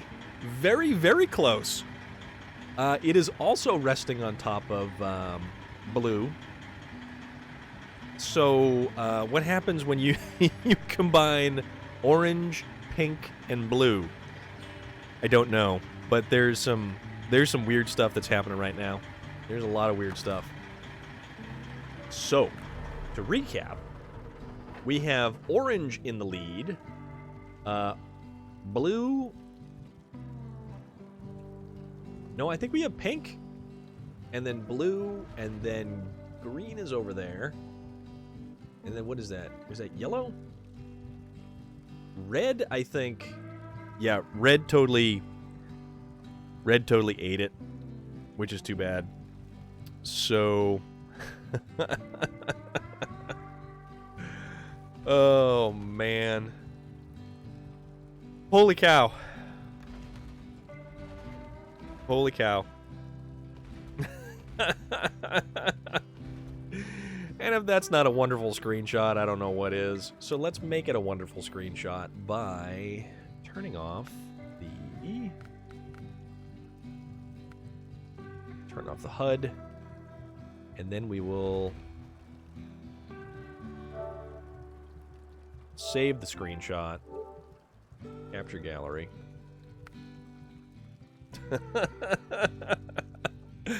Guys, I hope you enjoyed that. I hope you had fun.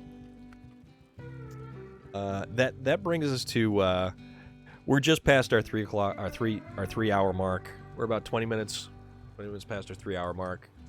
We've had a good time tonight. We've had yeah, we've had some fun stuff happening. So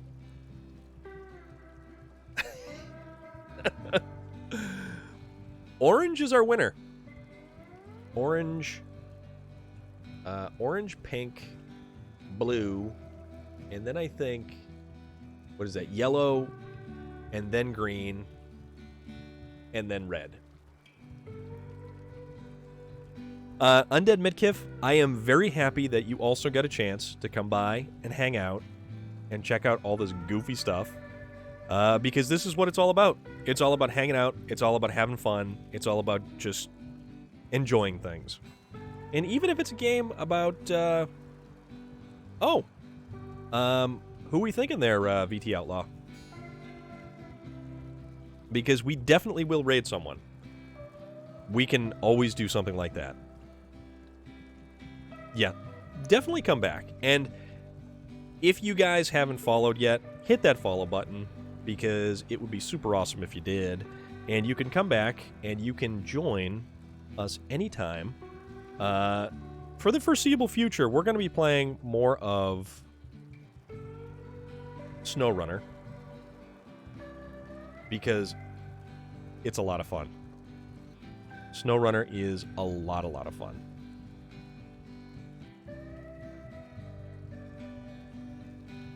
Let's see. There we go. Morpheus Simulations. Be like a weird Matrix kind of thing. So, guys, I hope you enjoyed this. I really hope you enjoyed tonight. We had a great time. This was a fantastic way to end Thursday night for me, and possibly already Friday night for everybody, or for Moya Surfer Dude. But seriously, guys, thank you so much for coming out. And we'll do this all again. And I'll find some other stuff. I'll figure out some more truck darts. But I am Storm of Iron. This is SnowRunner. We're having a blast. Truck darts.